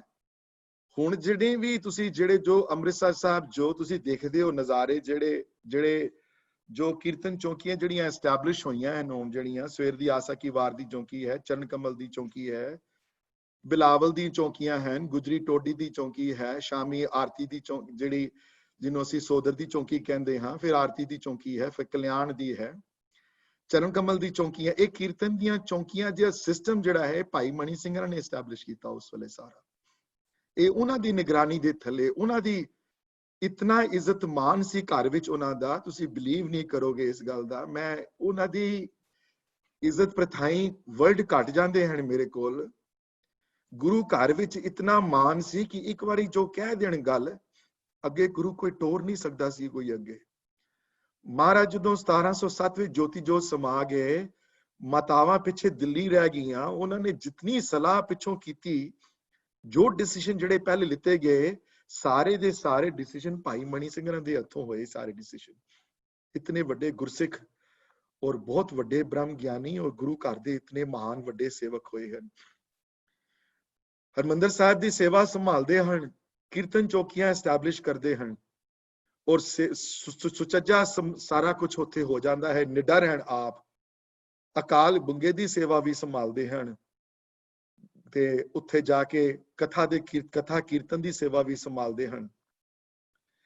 ਜਦੋਂ ਖਬਰ ਆਂਦੀ ਹੈ ਅਨੰਦਪੁਰ ਸਾਹਿਬ ਤੋਂ ਕਿ ਮਹਾਰਾਜ ਕਿਲਾ ਛੋੜ ਕੇ ਅਨੰਦਪੁਰ ਸਾਹਿਬ ਤੋਂ ਚਲੇ ਗਏ ਹਨ, ਤੇ ਇਹਨਾਂ ਦੇ ਬੇਟੇ ਉੱਥੇ ਹੀ ਰਹਿੰਦੇ ਹਨ ਅਨੰਦਪੁਰ ਸਾਹਿਬ। ਕਈਆਂ ਨੇ 4 ਲਿਖੇ ਹਨ, ਕਈਆਂ ਨੇ 5 ਲਿਖੇ ਹਨ। ਕਹਿੰਦੇ 4 ਬੇਟਿਆਂ ਦੀ ਸ਼ਹੀਦੀ ਇਹਨਾਂ ਦੀ ਚਮਕੌਰ ਹੋਈ। ਜਿਹੜੀ ਚਮਕੌਰ ਸਾਹਿਬ ਦੀ ਕਥਾ ਅਲੱਗ ਹੈ, ਉਹ ਕਿਤੇ ਅਲੱਗ ਗੱਲ ਕਰਾਂਗੇ। ਉਹ ਇੱਕ ਅਲੱਗ ਨਜ਼ਾਰਾ ਸੀ ਜਿੱਥੇ 40 ਨੇ 10 ਲੱਖ ਦਾ ਸਾਹਮਣਾ ਕੀਤਾ। ਜਿੱਥੇ ਉਹ 40 ਵਿੱਚੋਂ, ਉਹ 40 ਸਿੰਘਾਂ ਵਿੱਚੋਂ 4 ਸਿੰਘ ਇਹਨਾਂ ਦੇ ਆਪਣੇ ਪੁੱਤਰ ਸਨ। ਭਾਈ ਮਣੀ ਸਿੰਘਾਂ ਦੀ ਸ਼ਹੀਦੀ ਜਿਹੜੀ ਚਮਕੌਰ ਸਾਹਿਬ ਜਿਨ੍ਹਾਂ ਨੇ ਲਿੱਤੀ, ਉਹਨਾਂ ਨੇ ਇਹ ਵੱਡੇ ਮਹਾਨ ਉਸ ਕੌਮ ਦੇ ਪੈਦਾ ਹੋਏ ਉੱਥੇ ਦਿਲ ਥਿੜਕਿਆ ਨਹੀਂ ਉਹਨਾਂ ਦਾ ਜਦ ਤੱਕ ਹੁਕਮ ਨਹੀਂ ਹੋਇਆ, ਕਿਧਰੇ ਗਏ ਨਹੀਂ। ਇਤਨਾ ਕੁਝ ਹੁੰਦਿਆਂ ਵੀ ਸੰਭਾਲ ਕੇ ਰੱਖੀ ਸੇਵਾ ਉਹਨਾਂ ਨੇ। ਹਰਮੰਦਰ ਸਾਹਿਬ ਜਿਹੜੀ ਸੇਵਾ ਹੈ ਉਹਨਾਂ ਨੇ ਆਪ ਕਰਦੇ ਰਹੇ ਉਸ ਵੇਲੇ। ਤੇ ਮਹਾਰਾਜ ਜਦੋਂ ਮਾਛੀਵਾੜੇ ਹੋ ਕੇ ਤੇ ਜਦੋਂ ਖਿਦਰਾਨੇ ਦੀ ਜੰਗ ਵਿੱਚ ਜਦੋਂ ਸ਼ਾਮਿਲ ਹੋਏ, ਜਿਹੜੀ ਹੁਣ ਮੁਕਤਸਰ ਜਿਹਨੂੰ ਕਹਿੰਦੇ ਆ, ਜਿੱਥੇ 40 ਮੁਕਤਿਆਂ ਦੀ ਗੱਲ ਆਈ ਹੈ, ਕਿ ਅਗਰ ਤੁਸੀਂ ਮੈਪ ਤੇ ਦੇਖੋਗੇ ਤੇ ਬਹੁਤ ਦੂਰ ਨਹੀਂ ਹੈ ਅਨੰਦਪੁਰ ਸਾਹਿਬ ਤੋਂ, ਘੰਟੇ 2 ਘੰਟੇ ਦੀ ਡਰਾਈਵ ਹੋਣੀ ਹੈ। ਉੱਥੋਂ ਫਿਰ ਉਹਨਾਂ ਨੇ ਹੁਕਮਨਾਮਾ ਭੇਜ ਕੇ ਉੱਥੇ, ਤੇ ਮਹਾਰਾਜ ਨੇ ਭਾਈ ਮਣੀ ਸਿੰਘਾਂ ਨੂੰ ਅੰਮ੍ਰਿਤਸਰ ਸਾਹਿਬ ਤੋਂ ਮੁਕਤਸਰ ਬੁਲਾਇਆ, ਤੇ ਮੁਕਤਸਰ ਸਾਹਿਬ ਖਿਦਰਾਨੇ ਦੀ ਜੰਗ ਤੋਂ ਬਾਅਦ ਉਹਨਾਂ ਦਾ ਮੇਲ ਹੋਇਆ। ਇਹ ਮੈਂ ਤਾਂ ਗੱਲ ਕਹਿ ਰਿਹਾ ਇੰਪੋਰਟੈਂਟ ਸੁਣਨ ਵਾਲੀ ਹੈ, ਕਿਉਂਕਿ ਇਸ ਜਗ੍ਹਾ ਤੇ ਇੱਕ ਬਹੁਤ ਵੱਡੀ ਹਿਸਟੋਰਿਕਲੀ from a spiritually and from a literary angle ਤੋਂ ਬਹੁਤ ਇੱਕ ਵੱਡਾ ਇਵੈਂਟ ਹੋਇਆ ਉੱਥੇ। ਉਹ ਇਹ ਸੀ ਕਿ ਉੱਥੇ ਸੰਗਤਾਂ ਨੇ ਬੇਨਤੀ ਕੀਤੀ ਦਸਮ ਪਾਤਸ਼ਾਹ ਅੱਗੇ ਕਿ ਹੇ ਮਹਾਰਾਜ, ਤੁਸੀਂ ਗੁਰੂ ਗ੍ਰੰਥ ਸਾਹਿਬ ਮਹਾਰਾਜ ਦੀ ਕਥਾ ਪ੍ਰਾਰੰਭ ਕਰੋ। ਤੁਸੀਂ ਗੁਰੂ ਗ੍ਰੰਥ ਸਾਹਿਬ ਮਹਾਰਾਜ ਦੀ ਕਥਾ ਤੁਸੀਂ ਸੁਣਾਓ ਸਾਨੂੰ, ਬਾਣੀ ਦੀ ਕਥਾ, ਬਾਣੀ ਦਾ ਵਿਚਾਰ, ਬਾਣੀ ਦੀ ਸੰਥਿਆ ਸਾਡੇ ਨਾਲ ਸਾਂਝੀ ਕਰੋ। ਇਤਿਹਾਸ ਵਿੱਚ ਲਿਖਿਆ ਆਂਦਾ ਹੈ ਗੁਰੂ ਗੋਬਿੰਦ ਸਿੰਘ ਮਹਾਰਾਜ ਨੇ ਇਹ ਕਥਾ ਉੱਥੇ ਪ੍ਰਾਰੰਭ ਕੀਤੀ। ਭਾਈ ਮਣੀ ਸਿੰਘ ਨੇ ਨਾਲ ਬਿਠਾਇਆ ਨਾਲ, ਤੇ ਉਸ ਤੋਂ ਬਾਅਦ ਫਿਰ ਕਹਿੰਦੇ ਹਨ ਜਦੋਂ ਕਥਾ ਕਰਦੇ ਹਨ, ਕਈ ਗੁਰਸਿੱਖ ਕਥਾ ਕਰਦਿਆਂ ਹੀ ਕਿਸੇ ਅਲੱਗ ਲੋਕ ਵਿੱਚ ਪਹੁੰਚ ਜਾਂਦੇ ਹਨ। 3 ਜਾਂ 4 ਦਿਨ ਕਥਾ ਤੋਂ ਬਾਅਦ ਮਹਾਰਾਜ ਨੇ ਹੁਕਮ ਕੀਤਾ ਕਿ ਮੇਰੇ ਜਾਣ ਤੋਂ ਬਾਅਦ ਭਾਈ ਮਣੀ ਸਿੰਘ ਹੋਰੀ ਕਥਾ ਕਰਨਗੇ। ਜਿਸ ਸਟਾਈਲ ਨਾਲ ਮੈਂ ਕਥਾ ਕੀਤੀ ਹੈ, ਜਿਹੜਾ ਹੈ ਸਟਾਈਲ ਕਥਾ ਕਰਨ ਦਾ, ਇਸ ਸਟਾਈਲ ਨੂੰ ਭਾਈ ਮਣੀ ਸਿੰਘ ਜੀ ਅਪਣਾਉਣਗੇ। ਇਸ ਸਟਾਈਲ ਨੂੰ ਹੁਣ ਤੱਕ ਇਹਨੂੰ ਸੰਪਰਦਾਈ ਸਟਾਈਲ ਕਿਹਾ ਗਿਆ ਹੈ। ਹੁਣ ਤੱਕ ਇਹ ਸਟਾਈਲ ਜਿਹੜਾ ਵੈ ਅਸੀਂ ਅਪਣਾਇਆ ਹੋਇਆ ਹੈ। ਇੱਕ ਕਥਾ ਕਰਨ ਦਾ ਇੱਕ ਨਿਵੇਕਲਾ ਇੱਕ ਸਟਾਈਲ ਹੈ ਆਪਣਾ, ਜਿਹੜਾ ਜਿਸ ਦੇ ਗੁਰੂ ਗੋਬਿੰਦ ਸਿੰਘ ਜੀ ਮੰਨੇ ਗਏ ਹਨ, ਤੇ ਉਸ ਤੋਂ ਅੱਗੇ ਜਿਹੜੇ ਮੰਨੇ ਗਏ ਹਨ ਉਹ ਭਾਈ ਮਣੀ ਸਿੰਘ ਜੀ ਮੰਨੇ ਗਏ ਹਨ। ਭਾਈ ਮਣੀ ਸਿੰਘਾਂ ਤੋਂ ਬਾਅਦ ਅਗਲੇ ਜਿਹੜੇ ਬੰਦੇ ਜਿਹੜੇ ਮੰਨੇ ਭਾਈ, ਫਿਰ ਅੱਗੇ ਜਾ ਕੇ ਬਾਬਾ ਦੀਪ ਸਿੰਘ ਹੋਰੀ ਇਸ ਪ੍ਰਥਾ ਨੂੰ ਸੰਭਾਲਦੇ ਹਨ। ਤੇ ਹੁਣ ਵੀ ਗਿਆਨੀ ਪਿੰਦਰਪਾਲ ਸਿੰਘ ਹੋਰੀ KCF ਬੜੀ ਵਾਰੀ ਆਉਂਦੇ ਹਨ, ਦਰਸ਼ਨ ਕੀਤੇ ਹਨ, ਮੈਂ ਵੀ, ਕਥਾ ਵੀ ਕਰਦੇ ਹਨ। ਉਹਨਾਂ ਦੇ ਕੀਰਤਨ ਦਾ ਸਟਾਈਲ ਵੀ ਜਿਹੜਾ ਹੈ ਜ਼ਿਆਦਾਤਰ ਸੰਪਰਦਾਈ ਹੈ। ਸੰਪਰਦਾਈ ਗਿਆਨਾਂ ਦਾ ਸਟਾਈਲ ਜਿਹੜਾ ਹੈ ਉਹ ਸਿੰਘ 4 ਜਾਂ 5 ਵੱਡੇ ਸਕੂਲ ਆਫ ਥਾਟਸ ਹਨ ਕਥਾ ਕਰਨ ਦੇ ਜਾਂ ਗੁਰਬਾਣੀ ਸਮਝਾਉਣ ਦੇ। Let me mention all of them right now to you. I will not go through the differences between that's a scope beyond the scope of this class. Maybe one day we can talk about the differences between them. But ਸਭ ਤੋਂ ਜਿਹੜਾ ਪਹਿਲਾ ਜਿਹੜਾ style ਜਿਹੜਾ ਭਾਈ style ਹੈ ਜਿਹੜਾ ਉਹ ਹੈ ਭਾਈ ਗੁਰਦਾਸ ਜੀ ਦਾ। ਫਿਰ ਦੂਸਰਾ ਸਟਾਈਲ ਜਿਹੜਾ ਸੋਢੀ ਹਰਜੀ ਨੇ ਅਪਣਾਇਆ ਪ੍ਰੋਜ਼ ਸਟਾਈਲ ਵਿੱਚ, ਉਹ ਹੈ ਉਹਨਾਂ ਦਾ ਆਪਣਾ ਸਟਾਈਲ। ਤੀਸਰਾ ਸਟਾਈਲ ਜਿਹੜਾ ਉਹ ਉਦਾਸੀਆਂ ਦਾ ਹੈ, ਉਹ ਉਦਾਸੀਆਂ ਦੀ ਰੀਤੀ ਵਿੱਚ ਉਦਾਸੀਆਂ ਦੇ ਸਟਾਈਲ ਵਿੱਚ ਕਥਾ ਕਰਨੀ, ਉਹਨਾਂ ਦਾ ਆਪਣਾ ਸਟਾਈਲ ਹੈ ਸਮਝਾਉਣ ਦਾ। ਇਹ ਪਰੰਪਰਾ ਕਹਿੰਦੇ ਹਨ, ਉਦਾਸੀਆਂ ਦੀ ਪਰੰਪਰਾ ਹੈ, ਭਾਈਆਂ ਦੀ ਪਰੰਪਰਾ ਹੈ। ਉਦਾਸੀ ਤੋਂ ਬਾਅਦ ਫਿਰ ਜਿਹੜਾ ਸਟਾਈਲ ਫਿਰ ਜਿਹੜੇ ਸਿੱਖ ਜਿਹੜੇ ਭੇਜੇ ਗਏ ਬਨਾਰਸ ਭੇਜੇ ਗਏ, ਜਿਹੜੇ ਮਹਾਰਾਜ ਨੇ ਭੇਜੇ ਫਿਰ ਉਹ ਨਿਰਮਲੇ ਹਨ। ਨਿਰਮਲਿਆਂ ਦੀ ਆਪਣੀ ਪਰੰਪਰਾ ਹੈ, ਨਿਰਮਲਿਆਂ ਦਾ ਆਪਣਾ ਸਟਾਈਲ ਹੈ। ਫਿਰ ਭਾਈ ਮਣੀ ਸਿੰਘਾਂ ਦੇ ਥੱਲੇ, ਗੁਰੂ ਗੋਬਿੰਦ ਸਿੰਘ ਮਹਾਰਾਜ ਦੇ ਥੱਲੇ ਇਹ ਸੰਪਰਦਾਈ ਪ੍ਰਥਾ ਚੱਲੀ ਹੈ, ਇਹ ਸੰਪਰਦਾਈ ਸਟਾਈਲ ਹੈ ਗੁਰਬਾਣੀ ਐਕਸਪਲੇਨ ਕਰਨ ਦਾ। ਸੋ ਇਹ 5 different way of looking at things, 5 different way of explaining Gurbani. Maybe one day we will devote a session to understanding the 5 different ways and what are the differences between them, you know. ਤੇ ਫਿਰ 6ਵਾਂ ਜਿਹੜਾ ਨਵਾਂ ਜਿਹੜਾ style ਹੈ ਉਹ Singh ਸਭਾਈ style ਹੈ ਜੋ ਬਾਅਦ ਵਿੱਚ ਆਇਆ। ਭਾਈ ਸਾਹਿਬ ਭਾਈ ਵੀਰ ਸਿੰਘ ਹੋਰੀ, ਉਹਨਾਂ ਦੇ ਨਾਨਾ ਜੀ ਭਾਈ ਹਜ਼ਾਰਾ ਸਿੰਘ ਜੀ, ਉਹ ਸੰਪਰਦਾਈ ਸਟਾਈਲ ਵਿੱਚੋਂ, ਸੰਪਰਦਾਈ ਪ੍ਰਥਾ ਵਿੱਚੋਂ ਸਨ। ਉਹ ਸੰਪਰਦਾਈ ਪ੍ਰਥਾ ਨੂੰ ਬਿਲੋਂਗ ਕਰਦੇ ਸਨ। ਤਾਂ ਹੀ ਤੁਸੀਂ ਨੋਟਿਸ ਕਰੋਗੇ ਜਿਹੜੇ ਭਾਈ ਸਾਹਿਬ ਦੇ ਵਰਕਸ ਜਿਹੜੇ ਤੁਸੀਂ ਅਗਰ ਸਟੱਡੀ ਕਰੋਗੇ ਉਹਨਾਂ ਨੂੰ, ਸਪੈਸ਼ਲੀ ਸੰਥਿਆ ਵਿੱਚ ਕਈ ਵਾਰੀ ਆਪ ਉੱਤੇ ਸੁਖਮਨੀ ਸਾਹਿਬ ਦੀ ਕਈ ਵਾਰੀ ਵਿਆਖਿਆ ਕਰਨਗੇ ਸਿੰਘ ਸਭਾਈ ਸਟਾਈਲ ਨਾਲ, ਤੇ ਥੱਲੇ ਫੁੱਟਨੋਟਸ ਲਿਖਿਆ ਹੋਏਗਾ ਸੰਪਰਦਾ ਵਿੱਚ ਇਉਂ ਵੀ ਲੈਂਦੇ ਹਨ, ਜਾਂ ਸੰਪਰਦਾ ਵਿੱਚ ਇੰਜ ਵੀ ਲਿਖਿਆ ਹੋਇਆ ਹੈ ਨਾਲ। ਇਹ ਬਹੁਤ ਕਾਮਨ ਹੈ ਉਹਨਾਂ ਦੀ ਰਾਈਟਿੰਗਸ ਵਿੱਚ, ਕਿਉਂਕਿ ਉਹਨਾਂ ਨੂੰ ਉਹਨਾਂ ਦੇ ਦੋਨੋਂ ਸਟਾਈਲ ਵਿੱਚ, ਸੰਪਰਦਾ ਤੇ ਸਿੰਘ ਸਭਾ ਸਟਾਈਲ ਵਿੱਚ, ਦੋਨੋਂ ਸਟਾਈਲ ਵਿੱਚ ਉਹਨਾਂ ਦੇ ਨਿਪੁੰਨ ਸਨ, ਦੋਨੋਂ ਸਟਾਈਲ ਵਿੱਚ। ਤੇ ਇਹ ਸੰਪਰਦਾਈ ਸਟਾਈਲ ਜਿਹੜਾ ਹੈ ਜਾਂ ਸੰਪਰਦਾਈ ਪਰੰਪਰਾ ਦੇ ਜਿਹੜੇ ਹੈਡ ਮੰਨੇ ਗਏ ਹਨ ਗੁਰੂ ਗੋਬਿੰਦ ਸਿੰਘ ਜੀ ਤੇ ਭਾਈ ਮਣੀ ਸਿੰਘ ਜੀ, ਇਹ ਮੁਕਤਸਰ ਸਾਹਿਬ ਕਥਾ ਕਰਦੇ ਰਹੇ। ਫਿਰ ਉਸ ਤੋਂ ਬਾਅਦ ਗੁਰੂ ਸਾਹਿਬ ਵਾਪਸ ਆ ਗਏ, ਰਸਤੇ ਵਿੱਚ ਜ਼ਫਰਨਾਮਾ ਲਿਖਿਆ ਉਹਨਾਂ ਨੇ। ਜ਼ਫਰਨਾਮਾ ਲਿਖਣ ਤੋਂ ਬਾਅਦ ਸਾਬੋ ਕੀ ਤਲਵੰਡੀ ਪਹੁੰਚਦੇ ਹਨ। ਸਾਬੋ ਕੀ ਤਲਵੰਡੀ ਪਹੁੰਚਣ ਤੋਂ ਬਾਅਦ ਜਦੋਂ ਪਹੁੰਚਦੇ ਹਨ ਸਾਬੋ ਕੀ ਤਲਵੰਡੀ, ਹੁਕਮਨਾਮਾ ਜਾਰੀ ਕਰਦੇ ਹਨ, ਭਾਈ ਸਾਹਿਬ ਨੂੰ ਹੁਕਮ ਕਰਦੇ ਹਨ ਤੁਸੀਂ ਸਾਬੋ ਕੀ ਤਲਵੰਡੀ ਜਲਦੀ ਤੋਂ ਜਲਦੀ ਪੁੱਜੋ, ਗ੍ਰੰਥ ਦੀਆਂ ਤਿਆਰੀਆਂ ਕਰਨੀਆਂ ਹਨ, ਵਕਤ ਸਾਡੇ ਕੋਲ ਘੱਟ ਹੈ ਬੜਾ।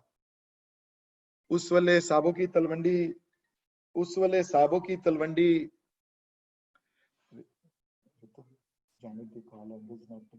one second please, साबो की तलवंडी पहुंचते हैं आप कि साबो की तलवंडी उत्थे फिर गुरु की काशी ना पै गया। महाराज उत्थे 6-8 महीने रहे, 8-9 महीने तो ज्यादा रहे, लेकिन महाराज ਨੂੰ ਇਹ ਸੀ ਕਿ ਬਾਣੀ ਜਿਹੜੀ ਹੈ ਇੱਥੇ ਹੁਣ ਇਹ ਗ੍ਰੰਥ ਜਿਹੜਾ ਕਰਤਾਰਪੁਰ ਵਾਲੀ ਬੀੜ ਜਿਹੜੀ ਹੈ, ਜਿਹੜੀ ਮੀਣਿਆਂ ਕੋਲ ਹੈ, ਸੋਢੀਆਂ ਕੋਲ ਹੈ, ਬੀੜ ਦਿੰਦੇ ਨਹੀਂ ਕਿਸੇ ਨੂੰ, ਤੇ ਇਸ ਬੀੜ ਦੀ ਜਿਹੜੀ ਹੈ ਇਹਨੂੰ ਅਸੀਂ ਦੂਸਰੀ ਬੀੜ ਬਣਾ ਕੇ ਮੁਕੰਮਲ ਕਰਾ ਕੇ ਨਵਾਂ ਗ੍ਰੰਥ ਪੰਥ ਦੇ ਸਾਹਮਣੇ ਰੱਖਣਾ ਹੈ, ਜਿਹਦੇ ਵਿੱਚ ਪਿਤਾ ਗੁਰੂ ਦੀ ਬਾਣੀ, ਗੁਰੂ ਤੇਗ ਬਹਾਦਰ ਮਹਾਰਾਜ ਦੀ ਬਾਣੀ ਜਿਹੜੀ ਉਹ ਚੜਾਣੀ ਹੈ ਅਸੀਂ। ਸੋ ਉਹ ਜਿਹੜੀ ਉਸ ਵਾਸਤੇ ਫਿਰ ਇੱਕ ਬੰਦੇ ਦੀ ਲੋੜ ਸੀ ਜਿਹੜਾ ਨਾਲ ਬੈਠੇ, ਜਿਹੜਾ ਟ੍ਰਾਂਸਕ੍ਰਾਈਬ ਕਰੇ ਇਸ ਚੀਜ਼ ਨੂੰ। ਉਸ ਵੇਲੇ ਭਾਈ ਗੁਰਦਾਸ ਬੈਠੇ ਸਨ ਉਹਨਾਂ ਨਾਲ। ਇਸ ਵਾਰੀ ਭਾਈ ਮਣੀ ਸਿੰਘ ਹੋਰੀ ਨੂੰ ਬੁਲਾਇਆ ਗਿਆ। ਉਹਨਾਂ ਨੂੰ ਆਬਵੀਅਸਲੀ ਉਹਨਾਂ ਨੇ ਸੋਚਿਆ ਇਸ ਤੋਂ ਵੱਡਾ ਕੋਈ ਹੋਰ ਜਾਣੂ ਨਹੀਂ ਹੋਣਾ ਸਿੱਖ ਜਗਤ ਵਿੱਚ ਉਸ ਵੇਲੇ, ਜਿਹੜਾ ਉਤਨਾ ਕਾਬਲ ਬੰਦਾ ਹੋਵੇ ਜਿਹੜਾ ਮਹਾਰਾਜ ਨਾਲ ਬੈਠੇ। ਕਥਾ ਤੋਂ ਤੁਸੀਂ ਸਾਰੇ ਜਾਣੂ ਹੋ, ਮੈਂ ਰਿਪੀਟ ਨਹੀਂ ਕਰਨੀ ਦੁਬਾਰਾ। ਸਨੇਹ ਭੇਜੇ ਗਏ ਕਰਤਾਰਪੁਰ ਸਾਹਿਬ। ਮਹਾਰਾਜ ਨੇ ਕਿਹਾ ਇਹ ਪੰਥ ਦੀ ਅਮਾਨਤ ਹੈ, ਬੀੜ ਮੋੜ ਦਿਓ ਬੀੜ, ਇਹ ਬੀੜ ਤੁਹਾਡੀ ਨਹੀਂ, ਇਹ ਸੋਢੀਆਂ ਦੀ ਅਮਾਨਤ ਨਹੀਂ ਹੈ, ਬੀੜ ਪੰਥ ਦੀ ਅਮਾਨਤ ਹੈ। ਅੱਗੋਂ ਮਿਹਣਾ ਮਾਰਿਆ, ਜੇ ਗੁਰੂ ਹੈ ਤੇ ਆਪ ਲਿਖ ਲਵੇ। ਇਹ ਮਿਹਣਾ ਸੁਣਿਆ, ਮਿਹਣਾ ਸੁਣ ਕੇ ਫਿਰ ਭਾਈ ਮਣੀ ਸਿੰਘ ਨੂੰ ਨਾਲ ਬਿਠਾਇਆ। ਉੱਥੇ ਦੂਸਰੀ ਬੀੜ ਦਾ ਉਹਨਾਂ ਨੇ ਡਿਕਟੇਟ ਕਰਾਈ ਸਾਰੀ ਬੀੜ। ਹੁਣ ਡਿਕਟੇਟ ਕਰਾਉਂਦੇ ਹਨ ਗੁਰੂ ਗੋਬਿੰਦ ਸਿੰਘ ਮਹਾਰਾਜ, ਲਿਖਣ ਵਾਲੇ ਭਾਈ ਮਣੀ ਸਿੰਘ ਹੋਰੀ ਹਨ। ਭਾਈ ਮਣੀ ਸਿੰਘ ਹੋਰੀ ਬੀੜ ਤਿਆਰ ਕਰਦੇ ਹਨ। ਇਹ ਬੀੜ ਜਿਹੜੀ ਹੈ ਇਹ ਬੀੜ ਉੱਥੇ ਤਿਆਰ ਹੁੰਦੀ ਹੈ ਸਾਬੋ ਕੀ ਤਲਵੰਡੀ। ਸਾਬੋ ਕੀ ਤਲਵੰਡੀ ਬੀੜ ਤਿਆਰ ਹੁੰਦੀ ਹੈ। ਬੀੜ ਤਿਆਰ ਹੋਣ ਤੋਂ ਬਾਅਦ, ਬੀੜ ਮੁਕੰਮਲ ਹੋਣ ਤੋਂ ਬਾਅਦ ਇਹ ਬੀੜ ਦੀ ਉਤਾਰੇ ਕੀਤੇ ਜਾਂਦੇ ਹਨ। ਮਹਾਰਾਜ ਇਹ ਇਸ ਗੱਲ ਤੋਂ ਜਾਣੂ ਸਨ ਕਿ ਇਹ ਨਾ ਹੋਵੇ ਕਿ ਇੱਕੋ ਹੀ ਬੀੜ ਹੋਵੇ ਫਿਰ ਕੋਈ ਸੰਭਾਲ ਲਵੇ।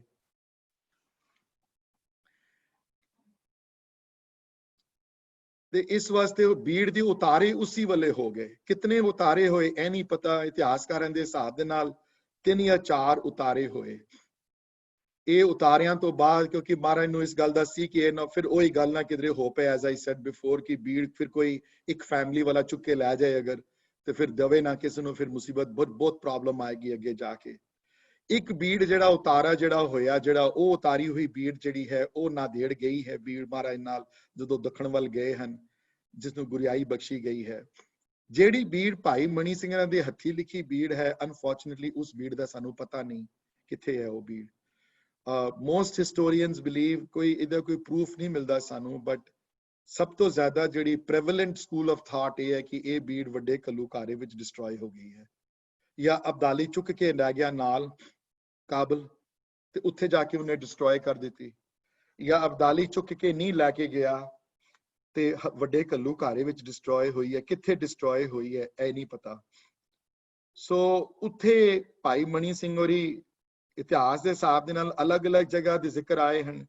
ਬਹੁਤ ਇਤਿਹਾਸਕਾਰ ਮੰਨਦੇ ਹਨ ਕਿ ਬੀੜ ਦੇ ਲਿਖਣ ਤੋਂ ਬਾਅਦ ਮਹਾਰਾਜ ਨਾਲ ਜਾਂਦੇ ਹਨ ਸਾਊਥ, ਲੇਕਿਨ ਜਦੋਂ ਪਹੁੰਚਦੇ ਹਨ ਜਿੱਥੇ there is a place in Rajasthan Bhangarh, ਜਿੱਥੇ ਪਹੁੰਚਦੇ ਹਨ ਜਿੱਥੋਂ ਪਤਾ ਲੱਗਦਾ ਹੈ ਕਿ ਔਰੰਗਜ਼ੇਬ ਦੀ ਡੈਥ ਹੋ ਗਈ ਹੈ, ਹੁਣ ਨਹੀਂ ਮਿਲ ਸਕਦੇ ਉਹਨਾਂ ਨਾਲ। ਭਗੌੜ ਤੋਂ ਵਾਪਸ ਦਿੱਲੀ ਚਲੇ ਜਾਂਦੇ ਹਨ ਤੇ ਭਾਈ ਮਣੀ ਸਿੰਘ ਹੋਰੀ ਨਾਲ ਜਾਂਦੇ ਹਨ।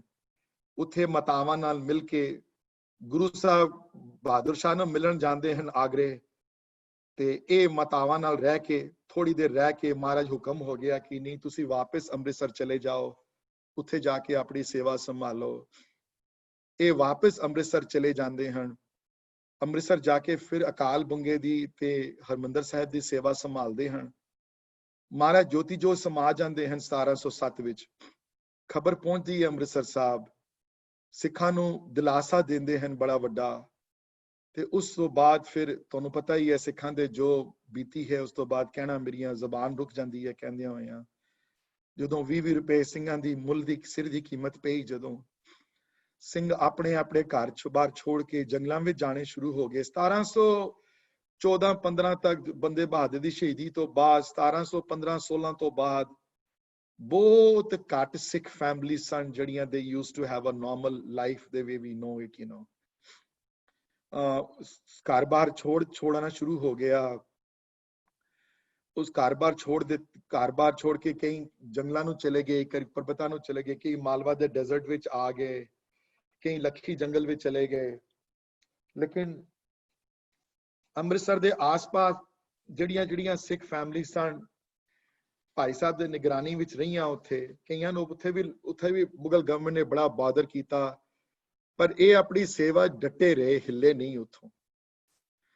I'm going to stop for a second and see if anybody has any questions, so give me a second's break also। ਹਾਂਜੀ, ਬੜੇ ਮੈਂ ਬਹੁਤ ਵੱਡਾ time period cover ਕੀਤਾ ਹੈ ਤੁਹਾਡੇ ਨਾਲ, so I want to make sure ਕਿ ਕਿਧਰੇ ਕੋਈ confusion ਨਾ ਹੋ ਗਈ ਹੋਵੇ ਕਿਸੇ ਨੂੰ ਕੋਈ।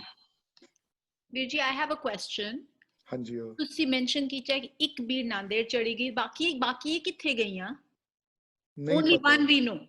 No, we unfortunately ਇੱਕ sad state of affairs ਹੈ ਕਿ ਸਾਨੂੰ ਪਤਾ ਹੈ ਕਈ ਪੁਰਾਤਨ ਬੀੜਾਂ ਦਾ, ਬਟ ਉਹਨਾਂ ਦੀਆਂ ਲਿਖੀਆਂ ਹੋਈਆਂ ਬੀੜਾਂ ਜਾਂ ਉਸ ਵੇਲੇ ਜਿਹੜੇ 4-3 ਜਿਹੜੇ ਬੀੜਾਂ ਦੇ ਜਿਹੜੀਆਂ ਉਤਾਰੇ ਜਿਹੜੇ ਹੋਏ, ਐਗਜ਼ੈਕਟਲੀ ਕਹਿਣਾ ਬੜਾ ਮੁਸ਼ਕਿਲ ਹੈ।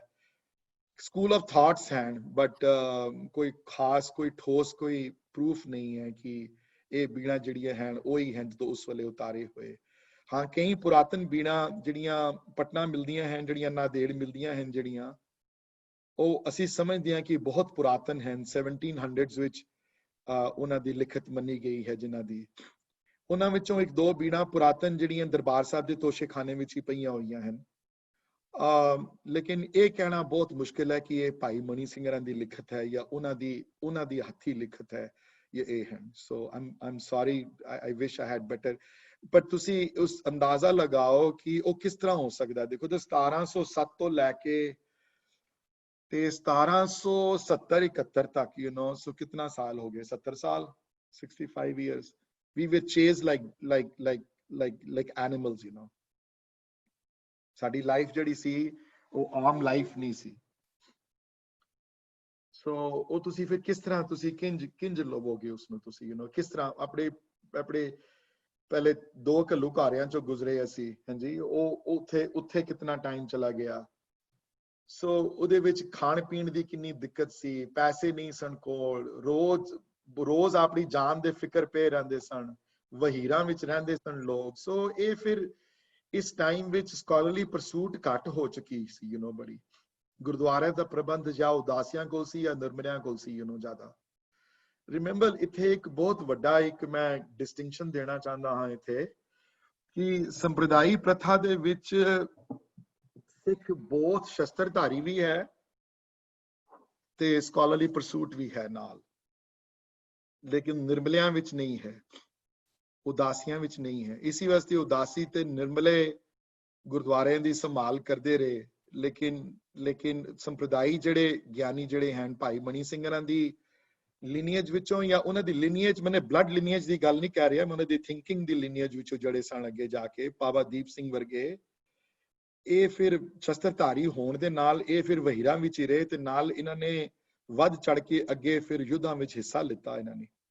ਸੋ it's a different so I'm sorry whoever asked the question ਕਿ ਉਹਨਾਂ ਬੀੜਾਂ ਬਾਰੇ ਕੋਈ ਖਾਸ ਸਬੂਤ ਨਹੀਂ ਹੈ, ਕੋਈ ਮੈਂ ਤੁਹਾਨੂੰ ਠੋਸ ਤਰ੍ਹਾਂ ਨਹੀਂ ਕਹਿ ਸਕਦਾ ਕਿ ਇਹ ਕਿੱਥੇ ਹਨ ਬੀੜਾਂ ਵੀਰ ਜੀ, I just want to say ਕਿ ਜੋ ਆਦਿ ਗ੍ਰੰਥ ਹੈਗੇ ਉਹ ਬ੍ਰਿਟਿਸ਼ ਮਿਊਜ਼ੀਅਮ ਵਿੱਚ ਹੈਗਾ and we tried to see it and of course they said कि नहीं, but I was so impressed जो curator है जो सेवा कर रही है she was a British lady and उसने नहीं respect नाल बोले कहंदी कि some of the angs are sensitive and delicate, that's why we don't want to show you, and it really made my day when she said ang and not page. And a lot of British Sikhs are trying to get it, but ਲੇਕਿਨ ਉਹ ਵੀ ਬੀੜ origignal ਨਹੀਂ ਹੈ ਜਿਹੜੀ ਬੀੜ ਦੀ ਤੁਸੀਂ ਗੱਲ ਕਰਦੇ ਹੋ, ਪੁਰਾਤਨ ਹੈ ਬਹੁਤ, ਲੇਕਿਨ ਠੋਸ ਸਬੂਤ ਨਹੀਂ, ਕੋਈ ਠੋਸ ਸਬੂਤ ਨਹੀਂ ਹੈ ਕਿ ਸਿਰਫ ਇੱਕੋ ਦਾ ਹੀ ਠੋਸ ਸਬੂਤ ਹੈ, ਉਹ ਹੈ ਕਰਤਾਰਪੁਰ ਵਾਲੀ ਬੀੜ ਜਿਹੜੀ origignal ਗੁਰੂ ਗੋਬਿੰਦ ਸਿੰਘ ਮਹਾਰਾਜ ਨੇ ਲਿਖਵਾਈ, ਜਿਹੜੀ ਭਾਈ ਗੁਰਦਾਸ ਨੇ ਲਿਖੀ, ਉਹ ਬੀੜ ਕਰਤਾਰਪੁਰ ਸਾਹਿਬ ਪਈ ਹੋਈ ਹੈ, ਲੇਕਿਨ ਉਹ ਮੀਣਿਆਂ ਦੇ ਕੋਲ ਹੈ, ਸੋਢੀਆਂ ਕੋਲ ਹੈ, ਉਹ ਦਰਸ਼ਨ ਨਹੀਂ ਕਰਾਉਂਦੇ ਕਿਸੇ ਨੂੰ, ਉਹ ਉਹਨਾਂ ਦੇ ਔਰ ਮਹਾਰਾਜ ਦਾ ਹੁਕਮ ਹੈ ਸਿੱਖ ਨੂੰ ਕਿ ਤੁਸੀਂ ਉਹਨਾਂ ਕੋਲ ਨਹੀਂ ਜਾਣਾ, ਉਹਨਾਂ ਕੋਲ ਜ਼ਬਰਦਸਤੀ ਨਹੀਂ ਲੈਣੀ ਬੀੜ। ਉਹ ਬੀੜ ਜਿਹੜੀ ਹੈ origignal ਹੈ ਹਲੇ ਵੀ, ਲੇਕਿਨ ਜਿਹੜੀ ਦਮਦਮੀ ਬੀੜ ਹੈ ਜਿਹੜੀ ਜਿਨ੍ਹਾਂ ਵਿੱਚ ਗੁਰੂ ਤੇਗ ਬਹਾਦਰ ਮਹਾਰਾਜ ਦੀ ਬਾਣੀ ਜਿਹੜੀ ਉੱਥੇ ਜਿਹੜੀ ਸਾਬੋ ਕੀ ਤਲਵੰਡੀ ਲਿਖਵਾਈ ਗਈ, ਅਨਫੋਰਚੂਨੇਟਲੀ ਉਹ ਬੀੜਾਂ ਜਿਹੜੀਆਂ ਹਨ, ਹੋ ਸਕਦਾ ਉਹਨਾਂ ਚੋਂ ਇੱਕ ਪੁਰਾਣੀ ਉਸ ਵੇਲੇ ਦੇ ਉਤਾਰਾ ਕੀਤੀ ਹੋਈ ਹੋਵੇ। ਬਾਬਾ ਦੀਪ ਸਿੰਘ ਨਾਲ ਵੀ ਬੀੜ ਦੇ ਉਤਾਰੇ ਕਰਦੇ ਸਨ ਬੜੇ। ਇਨਫੈਕਟ ਜਦੋਂ ਪਤਾ ਲੱਗਿਆ ਬਾਬਾ ਦੀਪ ਸਿੰਘ ਹਰਾਂ ਨੂੰ, ਜਦੋਂ ਸਾਬੋ ਕੀ ਤਲਵੰਡੀ ਉਤਾਰਾ ਕਰਦੇ ਪਏ ਸਨ ਤੇ ਜਦੋਂ ਖਬਰ ਆਈ ਕਿ ਦਰਬਾਰ ਸਾਹਿਬ ਦੀ ਬੇਇੱਜ਼ਤੀ ਹੋਈ ਹੈ ਇਸ ਤਰ੍ਹਾਂ, ਤੇ ਕਹਿੰਦੇ ਨੇ ਉਹਨਾਂ ਨੇ ਪੈਨ ਜਿਹੜਾ ਵਾ, ਉਹ ਪੈਨ ਜਿਹੜਾ ਲਿਖਦੇ ਪਏ, ਉਹ ਪੈਨ ਜਿਹੜਾ ਵਾ ਵਿੱਚ ਰੱਖ ਕੇ ਤੇ ਖੰਡਾ ਚੁੱਕ ਕੇ ਤੁਰ ਪਏ ਉਥੋਂ। ਇਹ ਉਸ ਵੇਲੇ ਦੇ ਸਨ ਸਿਪਾਹੀਆਂ ਦਾ ਸੀ ਕੰਮ। ਅੱਜ ਕੱਲ ਹੁਣ ਮੁਸ਼ਕਿਲ ਹੈ ਬੜਾ ਕਰਨਾ, but anyway, anybody else has any questions other than what everybody else has asked, though, before I move forward with my talk? ਹਾਂਜੀ ਮੈਂ ਇੱਕ ਕੁਐਸਚਨ ਪੁੱਛਣਾ ਸੀ ਜੀ, ਜਿਹੜੇ ਤੁਸੀਂ ਡਿਫਰੈਂਟ ਕਥਾ ਗੱਲ ਕਰ ਰਹੇ ਸੀਗੇ, ਸੋ ਅੱਜ ਕੱਲ ਜਿਹੜੇ ਲੈਟਸ ਸੇ ਜਿਸ ਤਰ੍ਹਾਂ ਸਿੱਖ ਮਿਸ਼ਨਰੀ ਕਾਲਜ ਹੈਗਾ ਜਾਂ ਇਸ ਕੋਈ ਐਸੀ ਜਗ੍ਹਾ ਹੈਗੀ ਜਿੱਥੇ ਉਹ ਹੁਣ ਫਰਦਰ ਟ੍ਰੇਨ ਕਰ ਰਹੇ, ਜਿਸ ਤਰ੍ਹਾਂ ਨਿਰਮਲਿਆਂ ਦੇ ਵਿੱਚ ਉਹ ਵਾਲੀ ਟ੍ਰੈਡੀਸ਼ਨ ਦੇ ਨਾਲ ਅੱਗੋਂ ਫਰਦਰ? ਸ਼ੋਰ, ਮਿਸ਼ਨਰੀ ਕਾਲਜ ਵਾਲਿਆਂ ਦਾ missionary school thought of process ਹੈ, ਉਹਨਾਂ ਦਾ ਆਪਣਾ ਥਾਟ, ਉਹਨਾਂ ਦਾ ਇੱਕ ਆਪਣੀ ਪਰੰਪਰਾ ਹੈ, ਮਿਸ਼ਨਰੀ ਥਾਟ ਪ੍ਰੋਸੈਸ ਹੈ ਉਹਨਾਂ ਦਾ, ਡਿਫਰੈਂਟ ਹੈ। ਉਸੇ ਤਰ੍ਹਾਂ ਸੰਪਰਦਾਈ ਹੈ। ਕਿ ਤੁਹਾਡਾ ਕੁਐਸਚਨ ਇਹ ਹੈ ਕਿ is there any school right now that teaches ਸੰਪਰਦਾਈ style of katha? Is that what the question was? or different style, ਜਿਸ ਤਰ੍ਹਾਂ ਹੁਣ ਨਿਰਮਲਾ ਦੀ ਪ੍ਰਥਾ ਹੈਗੀ ਹੈ, ਸੋ ਉਹਨਾਂ ਦਾ ਕੋਈ ਆਪਣਾ ਹੈਗਾ ਜਿੱਥੇ? ਹਾਂਜੀ, ਨਿਰਮਲਾ ਦੇ ਆਪਣੇ ਸਥਾਨ ਹੈ। Everybody can please have their phones muted. अगर जैस्मिन सुन रहे हो तो please सो कर दियो।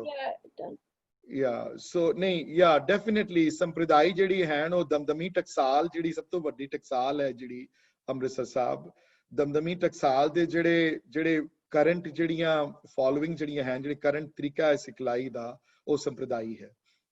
ਸੋ ਉਹ ਤੇ ਸੰਪਰਦਾਈ ਟੀਕੇ ਬੜੇ ਹਨ। ਸੰਤ ਬਾਬਾ ਕਿਰਪਾਲ ਸਿੰਘ ਦਾ ਸੰਪਰਦਾਈ ਟੀਕਾ ਬਹੁਤ ਮਸ਼ਹੂਰ ਹੈ। ਹੋਰ ਸੰਪਰਦਾਈ ਅੱਜਕੱਲ ਸੰਪਰਦਾਈ ਸਟਾਈਲ ਘੱਟ ਪਪੂਲਰ ਹੈ। ਰੀਜ਼ਨ ਘੱਟ ਪਪੂਲਰ ਹੈ ਕਿ ਅੱਜਕੱਲ ਲੋਕ ਥੋੜੇ ਜਿਹੇ I don't know what the right word to, but better be careful here what I say. I'm looking for a very diplomatic word here. Insecurity ਬੜੀ ਹੈ ਸਾਨੂੰ। We are very insecure. So ਕਿਸੇ ਵੀ ਕੋਈ ਹਿੰਦੂ ਦੇਵਤੇ ਦੀ ਜਾਂ ਕੋਈ ਪੁਰਾਣੀ ਕਥਾ ਛੋੜਦੇ ਕਹਿੰਦੇ ਜੀ ਹਿੰਦੂ ਬਣ ਗਿਆ ਜੀ ਹੈ। ਸੋ ਸੰਪਰਦਾਈ ਸਟਾਈਲ ਵਿੱਚ ਬੜਾ ਕਾਮਨ ਹੈ ਕਿ ਪੁਰਾਣਾ ਵਿੱਚੋਂ, ਹਿੰਦੂ ਪੁਰਾਣੇ ਇਤਿਹਾਸ ਵਿੱਚੋਂ, ਕ੍ਰਿਸ਼ਨਾ ਅਵਤਾਰ ਵਿੱਚੋਂ, ਵੱਡੀਆਂ ਜਿਹੜੀਆਂ ਪੁਰਾਣੀ ਕਥਾ ਵਿੱਚੋਂ ਅਗਰ ਕੋਈ ਇਹੋ ਜਿਹੀ ਕਥਾ ਮਿਲਦੀ ਹੈ ਜਿਹਦੇ ਨਾਲ ਕੋਈ ਗੁਰਬਾਣੀ ਦਾ ਪੁਆਇੰਟ ਸਿੱਧ ਹੁੰਦਾ ਹੈ ਤੇ ਸੰਪਰਦਾਈ ਸਟਾਈਲ ਵਿੱਚ ਉਹ ਐਕਸੈਪਟੇਬਲ ਹੈ ਬਿਲਕੁਲ। ਮਹਾਰਾਜ ਆਪ ਕਰਦੇ ਆਏ ਹਨ ਸਭ, ਲੇਕਿਨ ਅੱਜ ਕੱਲ ਲੋਕ ਨਹੀਂ ਪਸੰਦ ਕਰਦੇ। some people have this, I don't know what it is, though, ਕਿ ਸਾਖੀਆਂ ਨਹੀਂ ਸੁਣਾਓ ਜੀ, ਪਰ ਉਹ ਉਸ ਜ਼ਮਾਨੇ ਵਿੱਚ ਸੰਪਰਦਾਈ ਸਟਾਈਲ ਵਿੱਚ ਆਪਣੇ ਪੁਆਇੰਟ ਨੂੰ ਪ੍ਰੂਵ ਕਰਨ ਵਾਸਤੇ ਜਾਂ ਆਪਣੇ ਪੁਆਇੰਟ ਨੂੰ ਠੀਕ ਕਰਨ ਵਾਸਤੇ ਗੁਰੂ ਇਤਿਹਾਸ ਵਿੱਚੋਂ, ਪੁਰਾਣਾ ਵਿੱਚੋਂ, ਇਹ ਇਤਿਹਾਸ ਵਿੱਚੋਂ ਸਾਖੀਆਂ ਸੁਣਾ ਕੇ ਆਪਣੀ ਪੁਆਇੰਟ ਨੂੰ ਅੱਗੇ ਰੱਖਦੇ ਸਨ। It was easier for people to relate. ਜਿਸ ਤਰ੍ਹਾਂ ਹੁਣ ਤੁਸੀਂ ਭਾਈ ਮਨੀ ਸਿੰਘ ਦੇ ਬਾਰੇ ਮੇਰੇ ਕੋਲ ਸੁਣਦੇ ਪਏ ਹੋ ਗੱਲ, ਮੇਰੇ ਜਾਂ ਬਾਬਾ ਬੁੱਢਾ ਜੀ ਤੇ, ਤੁਸੀਂ ਹੁਣ ਸੰਤ ਦੀ ਅਸ਼ਪਦੀ ਨੂੰ ਡਿਫਰੈਂਟ ਤਰ੍ਹਾਂ ਦੇਖੋਗੇ। ਜਦੋਂ ਜਿੱਥੇ ਆਏਗਾ ਵਰਣ ਸੰਤ ਕੇ ਸੰਗ ਤੇ ਉੱਥੇ ਭਾਈ ਮਨੀ ਸਿੰਘ ਨੂੰ ਯਾਦ ਕਰੋਗੇ, ਬਾਬਾ ਬੁੱਢਾ ਜੀ ਨੂੰ ਯਾਦ ਕਰੋਗੇ ਤੇ ਦੇਖੋ ਵੀ ਕਿਸ ਵੱਡੇ ਸ਼ਖਸੀਅਤ ਦੇ ਮਾਲਕ ਸਨ। So yes, so Damdami Taksal is probably one of the biggest learning centers right now, ਜਿਹੜੇ ਸੰਪਰਦਾਈ viewpoint ਨੂੰ ਜਿਨ੍ਹਾਂ ਨੇ ਅੱਗੇ ਰੱਖ ਕੇ ਕੀਤੀ ਹੈ। Unfortunately ਬਹੁਤਾਂ ਨੂੰ ਤਾਂ ਪਤਾ ਵੀ ਨਹੀਂ ਵੀ ਕਿਹੜੇ ਡਿਫਰੈਂਟ ਸਟਾਈਲ ਹਨ, ਤੇ ਜਦੋਂ ਸਿਆਣਾ ਪਾ ਜਾਂਦੀ ਤੇ ਪਤਾ ਲੱਗ ਜਾਂਦਾ ਹੈ ਕਿ ਹਾਂਜੀ for example ਕਥਾ ਦੇ 15 ਮਿੰਟਾਂ ਦੇ ਵਿੱਚ if you know it, like I probably will most of the time understand ਕਿ ਇਹ ਸੰਪਰਦਾਈ ਸਟਾਈਲ ਨਾਲ ਕਥਾ ਕਰ ਰਹੇ। ਨਹੀਂ, ਇਹ ਸੰਪਰਦਾਈ ਨਹੀਂ ਹੈ, ਇਹ ਮਿਸ਼ਨਰੀ ਸਟਾਈਲ ਹੈ। ਨਹੀਂ, ਇਹ ਮਿਸ਼ਨਰੀ ਨਹੀਂ ਹੈ ਜੀ, ਇਹ ਬਿਲਕੁਲ ਹੀ ਸਿੰਘ ਸਭਾਈ ਸਟਾਈਲ ਹੈ। ਨਹੀਂ, ਇਹ ਸਿੰਘ ਸਭਾਈ ਨਹੀਂ ਹੈ ਜੀ, ਇਹ ਉਦਾਸੀ ਹੈ। ਨਹੀਂ, ਇਹ ਉਦਾਸੀ ਨਹੀਂ ਹੈ ਜੀ, ਇਹ ਨਿਰਮਲੇ ਹਨ। ਆਪਣਾ ਹੈ ਤੇ it would be interesting to one day maybe we'll devote a session in the coming months to understanding each one of these. It's not that one is better than the other. Please do not take my word ki sampradaya is the best and the rest are bad, or udasis are the best and the rest. It's not one is better or worse than the other. It's just it's a different school of thought. It's just a different school of thought है जी। ये गुरबाणी दी व्याख्या कोई mica लाल नहीं कर सकता है जी। कोई ठोस कोई कहे कि जी मैनू सारा पता है जी, इन्हों नहीं पता, या ये मैं सब तो चंगा या ये माड़ा है, ये कोई नहीं कह सकता। ये ना कोई कहने वाला जम्मिया है कहने वाला। सो हर एक ने जिस तरह दी बुद्ध, जिस तरह दी मत परमात्मा ने जिसनों दिती है उस हिसाब नाल उन्हें करनी है कथा है जी। So that's exactly what it is.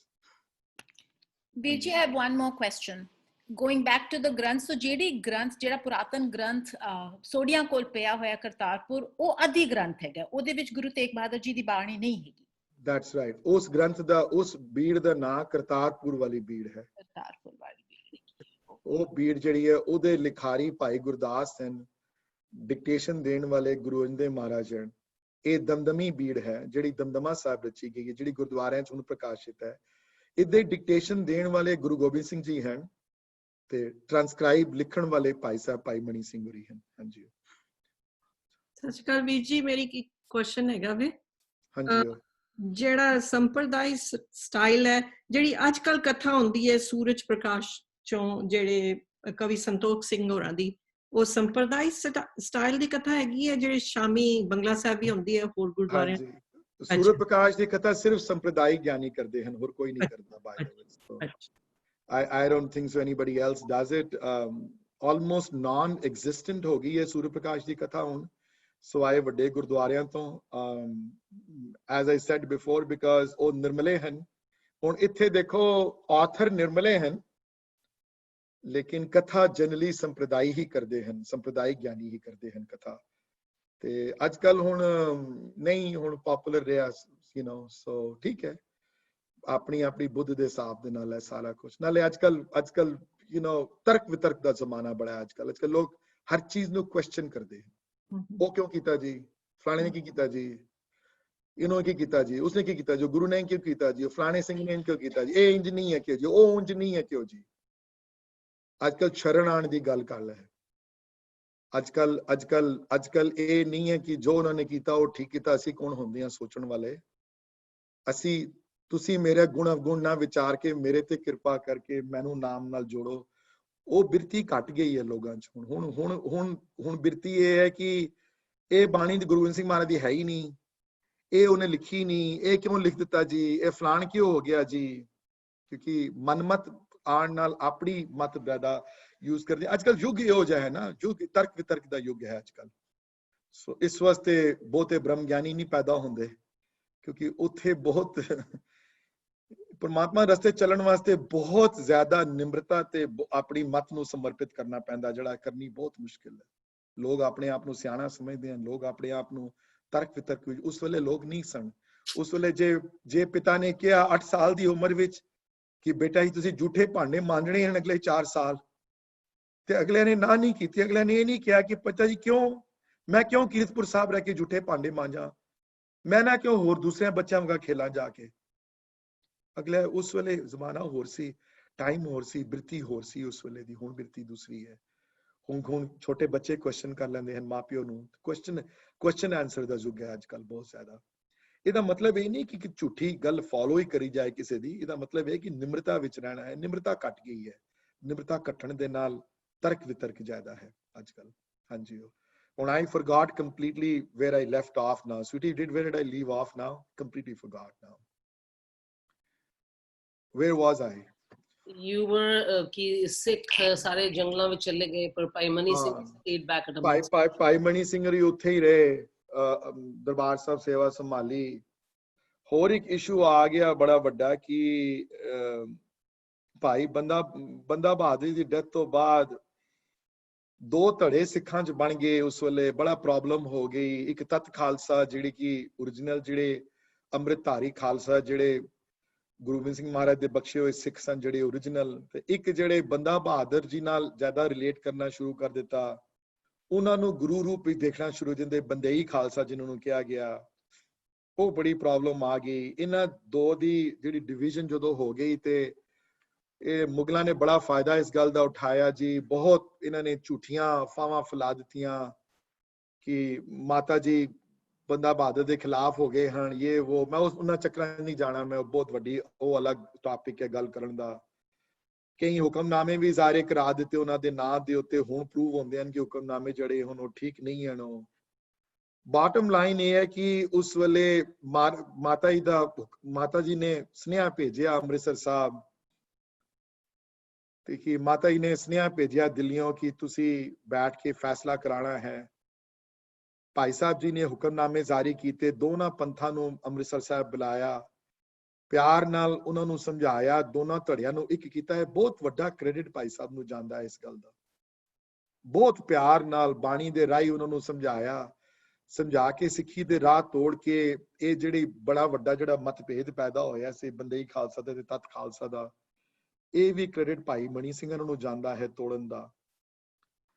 ते 1720-21-22 तक हालत इतनी बिगड़ गई कि सिख हुण बहुत घट नजर आने शुरू हो गए दरबार साहब के आस पास, कोई विरला। पर एक गल मैं इत्थे हुण होर जिक्र कर दियां इस गल दा कि हुण तुसीं हुण इहनूं गलत ना लै लेना, या हुण मैनूं कहंदे भी कुछ अजकल बड़ी आंदी है, अजकल यूट्यूब ते लोग सुनदे हैं एंड एवरीथिंग। उस वेले सिखिज्म ते हिंदुइज्म जिहड़ी सी काफी अलाइनड सन आपस विच। अद्धी संगत जिहड़ी है दरबार साहब उत्थे कोई फर्क नहीं सी, कोई हिंदू भी उतने ही हुण भी जांदे हन, कोई ऐसी गल नहीं है, पर उस वेले ज्यादा सी आपस विच। ते हिंदू संगतां दी आना जाना दरबार साहब लग्या रहिंदा सी, पर सिख संगतां आनियां घट गईयां बड़ियां, ते घट गईयां बड़ियां। ਇੱਕ ਤੇ ਤਾਂ ਵੀ ਦਰਬਾਰ ਸਾਹਿਬ ਦੀ ਸੇਵਾ ਸੰਭਾਲਦੇ ਰਹੇ, ਕਥਾ ਨਿਰੰਤਰ ਕੀਰਤਨ ਦੇ ਪ੍ਰਬੰਧ ਚੱਲਦੇ ਰਹੇ ਦਰਬਾਰ ਸਾਹਿਬ।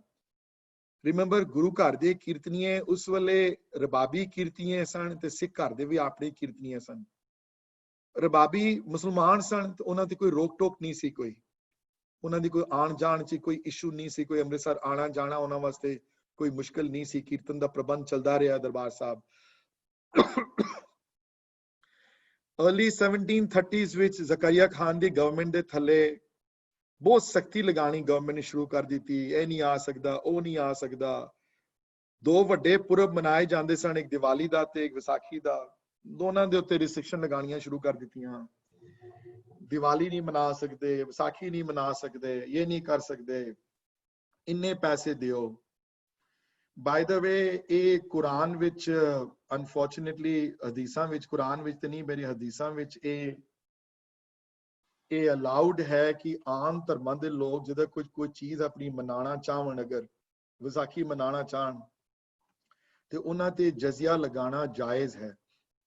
ਤੇ ਜਜ਼ੀਆ ਦਾ ਸਿਸਟਮ ਜਿਹੜਾ ਅਕਬਰ ਨੇ ਹਟਾ ਦਿੱਤਾ ਸੀ, ਦੁਬਾਰਾ ਜਹਾਂਗੀਰ, ਸ਼ਾਹਜਹਾਨ ਤੇ ਔਰੰਗਜ਼ੇਬ ਦੇ ਟਾਈਮ ਦੁਬਾਰਾ ਜਜ਼ੀਆ ਦਾ ਸਿਸਟਮ ਸ਼ੁਰੂ ਹੋ ਗਿਆ। ਇਤਿਹਾਸ ਲਿਖਿਆ ਦਿਓ ਕਿਤਨੀ ਲੰਬੀ ਸੇਵਾ, 1700 ਤੋਂ ਲੈ ਕੇ 1738 ਦੀ ਸ਼ਹੀਦੀ ਮੰਨੀ ਗਈ ਹੈ।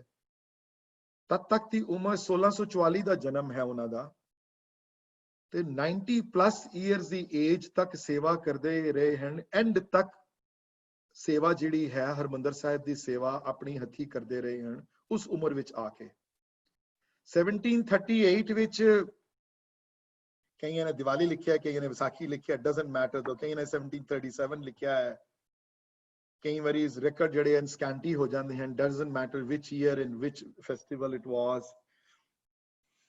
ਇਹਨਾਂ ਨੇ ਸਿੱਖ ਭੇਜੇ ਲਾਹੌਰ ਕਿ ਇਸ ਵਾਰੀ ਅਸੀਂ ਦੀਵਾਲੀ ਵਿਸਾਖੀ ਜਾਂ Diwali whichever I forgot which, and I think Diwali ਸੀ, ਅਸੀਂ ਮਨਾਣੀ ਹੈ ਹਰਮੰਦਰ ਸਾਹਿਬ। ਤੇ ਉਹਨਾਂ ਨੇ ਜਜ਼ੀਆ ਲਗਾਇਆ 10,000 ਰੁਪਏ ਦਾ। ਕਈਆਂ ਨੇ 5,000 ਲਿਖਿਆ, ਕਈਆਂ ਨੇ 10,000 ਲਿਖਿਆ।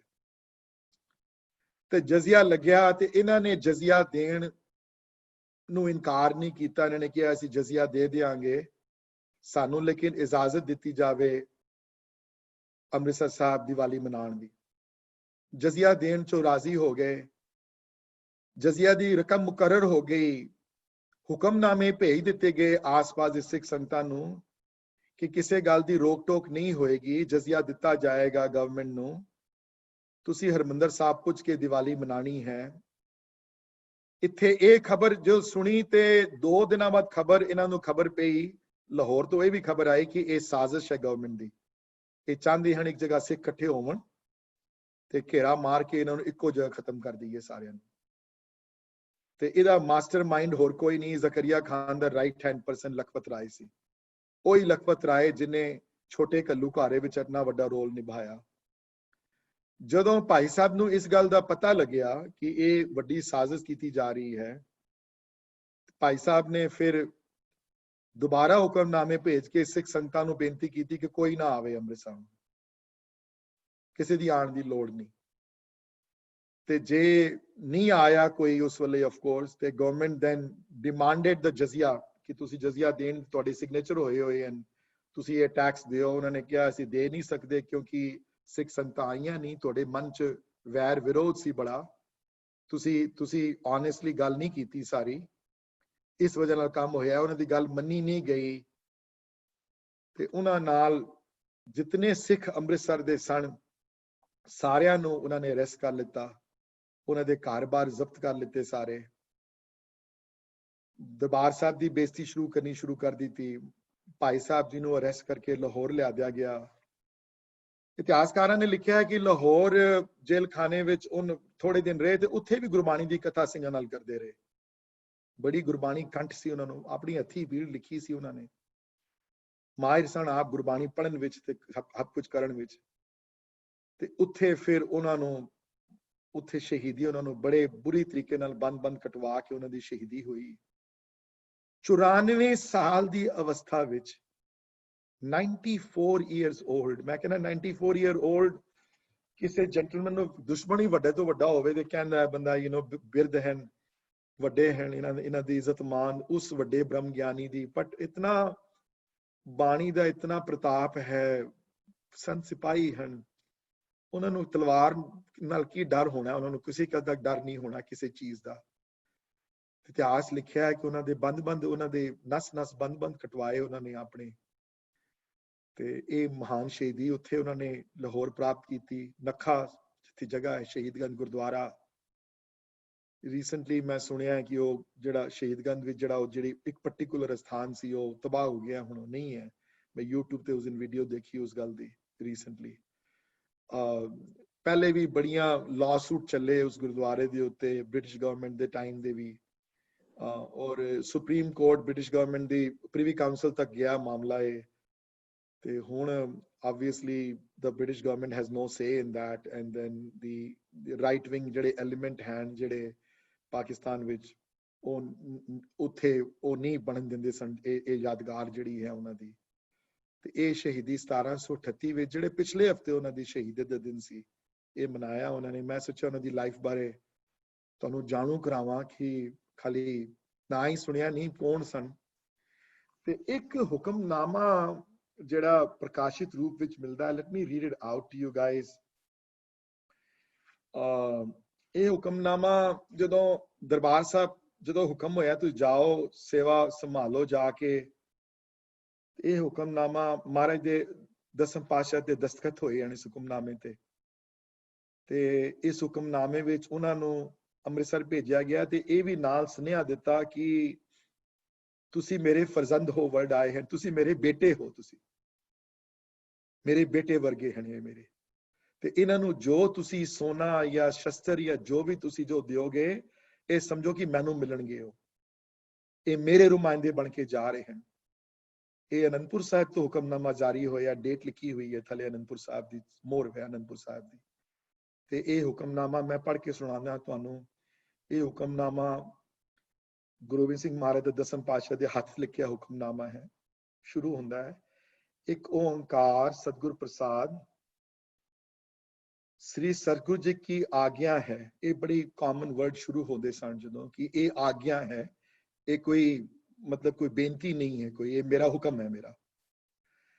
श्री सतगुरु जी की आज्ञा है भाई बचित्र सिंह जी, भाई उदय सिंह जी उन्होंने दे ब्रदर्स, भाई अनिक सिंह जी, भाई अजब सिंह जी, भाई अजायब सिंह जी, नायक भाई दास वे भाई मणि सिंह, नायक वड्डे वड्डे दास ਨੂੰ ਵਾਹਿਗੁਰੂ ਸ਼ਰਮ ਰੱਖੇਗਾ।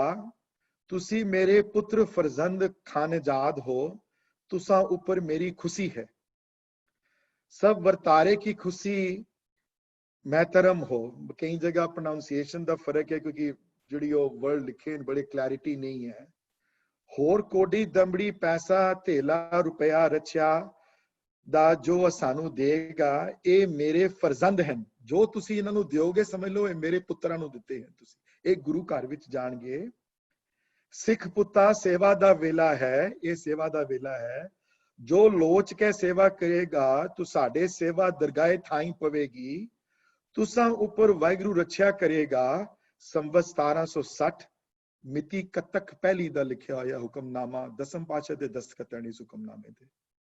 ਭਾਈ ਸਾਹਿਬ ਭਾਈ ਮਣੀ ਸਿੰਘ ਆਨੰਦ ਦੇ ਇੱਕ ਅਪਾਇੰਟਮੈਂਟ ਲੈਟਰ ਹੈ ਆਲਮੋਸਟ ਟੂ ਦਰਬਾਰ ਸਾਹਿਬ ਦੀ ਉਹਨੇ, ਤੇ ਇਹ ਦਰਬਾਰ ਸਾਹਿਬ ਦੀ ਸੇਵਾ ਉਹਨਾਂ ਨੇ ਤੁਸੀਂ ਦੇਖ ਲਓ 43 ਸਾਲ ਸੇਵਾ ਹਰਿਮੰਦਰ ਸਾਹਿਬ ਦੇ ਹੈਡ ਗ੍ਰੰਥੀ ਦੀ ਤੇ ਅਕਾਲ ਬੁੰਗੀ ਦੀ ਸੇਵਾ ਉਹਨਾਂ ਨੇ ਹੱਥੀਂ ਨਿਭਾਈ ਉਹਨਾਂ ਨੇ ਆਪਣੀ। ਤੇ ਬਹੁਤ ਵੱਡੇ ਸ਼ਹੀਦ, ਸੰਤ ਸਿਪਾਹੀ, ਸਕਾਲਰ, ਪੋਇਟ, ਗੁਰਬਾਣੀ ਲਿਖਣ ਚ ਮਾਹਿਰ, ਗੁਰਬਾਣੀ ਕਥਾ ਦੇ ਮਾਹਿਰ, ਗੁਰਬਾਣੀ ਪ੍ਰਥਾ ਚਲਾਉਣ ਵਾਲੇ ਆਪ। ਤੇ ਅਨਫੋਰਚੂਨੇਟਲੀ ਇਹਨਾਂ ਬਾਰੇ ਇਤਨੀ ਡਿਟੇਲਡ ਗੁਰਦੁਆਰਿਆਂ ਚ ਕਥਾ ਨਹੀਂ ਹੁੰਦੀ, ਹੋਣੀ ਚਾਹੀਦੀ ਹੈ ਹਰ ਗੁਰਦੁਆਰਿਆਂ ਚ। ਹਰ ਗੁਰਦੁਆਰਿਆਂ ਵਿੱਚ ਉਹਨਾਂ ਬਾਰੇ ਬੋਲਣਾ ਚਾਹੀਦਾ ਹੈ। ਹਰ ਗੁਰਦੁਆਰੇ ਹਰ ਸਾਲ ਉਹਨਾਂ ਦਾ ਦਿਨ ਮਨਾਉਣਾ ਚਾਹੀਦਾ ਹੈ। ਲੇਕਿਨ ਅਨਫੋਰਚੂਨੇਟਲੀ ਸਾਡੇ ਬੁਲਾਰੇ ਘਟ ਗਏ ਹਨ, ਨਹੀਂ ਲੋਕ ਪੜ੍ਹਦੇ। ਔਰ ਇਹ ਨਹੀਂ ਹੈ ਕਿ ਖਾਲੀ ਸੁਰਿੰਦਰ ਪੜ੍ਹ ਸਕਦਾ, ਕੋਈ ਵੀ ਪੜ੍ਹ ਸਕਦਾ ਇੱਥੇ ਬੈਠਾ ਹੋਇਆ। ਕੋਈ ਇਹੋ ਜਿਹੀ ਗੱਲ ਨਹੀਂ ਹੈ, ਕੋਈ ਛੁਪੀਆਂ ਹੋਈਆਂ ਗੱਲਾਂ ਨਹੀਂ ਹਨ, ਕੋਈ ਸੀਕ੍ਰੇਟ ਨਹੀਂ ਮੈਂ ਪੜ੍ਹ ਰਿਹਾ ਕਿਸੇ ਤੋਂ। ਜਿਸ ਤਰ੍ਹਾਂ ਮੈਂ ਪੜ੍ਹਿਆ ਤੁਸੀਂ ਸਾਰੇ ਪੜ੍ਹ ਸਕਦੇ ਹੋ ਉਹਨਾਂ ਚੋਂ। ਇੱਕ ਗੱਲ ਮੈਂ ਹੋਰ ਉਹਨਾਂ ਦੀਆਂ ਰਚਨਾਵਾਂ ਬਾਰੇ ਕਹਿ ਦਿਆਂ ਜਿਹੜੀਆਂ ਇੰਪੋਰਟੈਂਟ ਜਿਹੜੀਆਂ ਬੁੱਕਸ ਲਿਖੀਆਂ ਨੇ ਉਹਨਾਂ ਨੇ ਉਹਦੇ ਬਾਰੇ ਮੈਂ ਡਿਸਕਸ਼ਨ ਨਹੀਂ ਕੀਤੀ।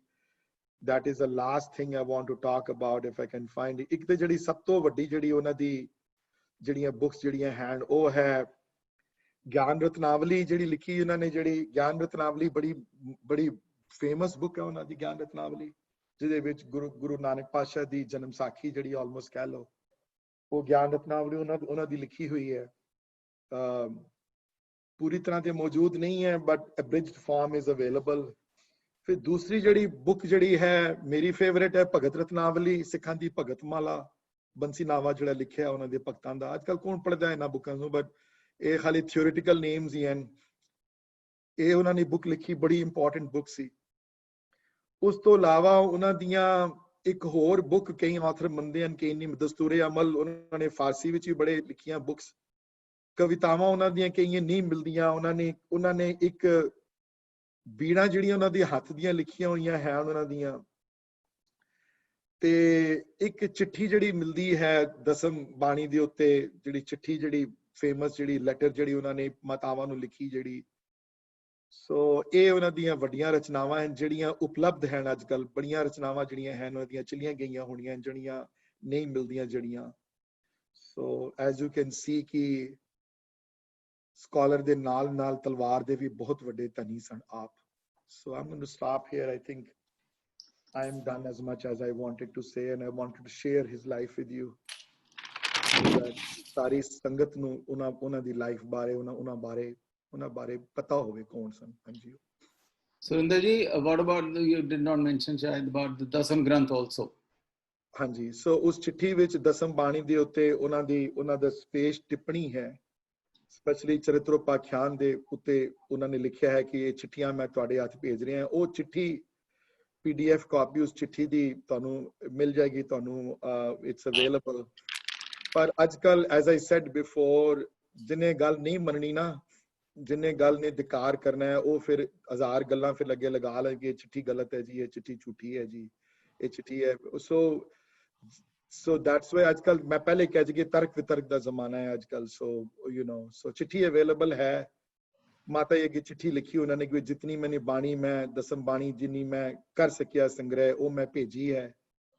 ਉਹਨਾਂ ਵਿੱਚੋਂ ਚਰਿਤਰੋਪਾਖਿਆਨ ਦਾ ਜਿੱਥੇ ਚੌਪਈ ਸਾਹਿਬ ਦਾ ਪਾਠ ਹੈ ਉਹ ਵੀ ਤੁਹਾਨੂੰ ਭੇਜਿਆ ਹੈ, ਤੇ ਕਈ ਜਿਹੜੀਆਂ ਨਹੀਂ ਮਿਲ ਸਕੀਆਂ ਉਹਦੀ ਖੋਜ ਜਾਰੀ ਹੈ, ਉਹ ਵੀ ਤੁਹਾਨੂੰ ਮਿਲ ਕੇ ਭੇਜ ਦਿਆਂਗੇ। ਇਹ ਚਿੱਠੀ ਜਿਹੜੀ ਹੈ ਅਵੇਲੇਬਲ ਹੈ, ਕੋਈ ਵੀ ਤੁਸੀਂ ਪੜ੍ਹ ਸਕਦੇ ਹੋ ਚਿੱਠੀ। ਇਹ ਚਿੱਠੀ ਜਿਹੜੀ ਹੈ PDF ਫਾਰਮ ਵਿੱਚ ਤੁਹਾਨੂੰ ਕਿਸੇ ਬੁੱਕ 'ਚ ਮਿਲ ਜਾਏਗੀ। ਵੈਸੇ ਬੁੱਕ ਜਿਹੜੀ ਭਾਈ ਮਨੀ ਸਿੰਘ ਹਰਾਂ ਦੀ ਜਿਹੜੀ ਜੱਗੀ ਹਰਾਂ ਦੀ ਬੁੱਕ ਜਿਹੜੀ ਹੈ ਭਾਈ ਮਨੀ, ਜਿਹੜੀ ਪੰਜਾਬੀ ਯੂਨੀਵਰਸਿਟੀ ਪਟਿਆਲੇ ਦੀ ਪਬਲੀਕੇਸ਼ਨ ਹੈ, ਮੈਨੂੰ ਉਹ ਅੱਛੀ ਲੱਗਦੀ ਹੈ book. I think it books gives a very detailed account of his life if anybody wants to read more। ਭਗਤ ਵਿਲਾਸ ਜਿਹੜੀ ਦੂਸਰੀ ਉਹਨਾਂ ਦੀ ਫੈਮਿਲੀ ਵਿੱਚ ਲਿਖੀ ਹੋਈ ਜਿਹੜੀ ਬੁੱਕ ਹੈ, ਉਹਨਾਂ ਦੀ ਟ੍ਰਾਂਸਲੇਸ਼ਨ ਬਣੀਆਂ ਹੋਈਆਂ ਹਨ। ਮੇਰੇ ਕੋਲ ਵੀਰ ਜੀ ਕਿਤਾਬ ਹੈਗੀ ਹੈ ਪਿਆਰਾ ਸਿੰਘ ਪਦਮ ਦੀ ਦਸਮ ਗ੍ਰੰਥ ਦਰਸ਼ਨ। ਉਹਦੇ ਵਿੱਚ ਉਹ ਚਿੱਠੀ ਦੀ ਕਾਪੀ ਹੈਗੀ ਹੈ। I'll put it in the group message। Thank you ਜੀ, thank you। I'll put that in।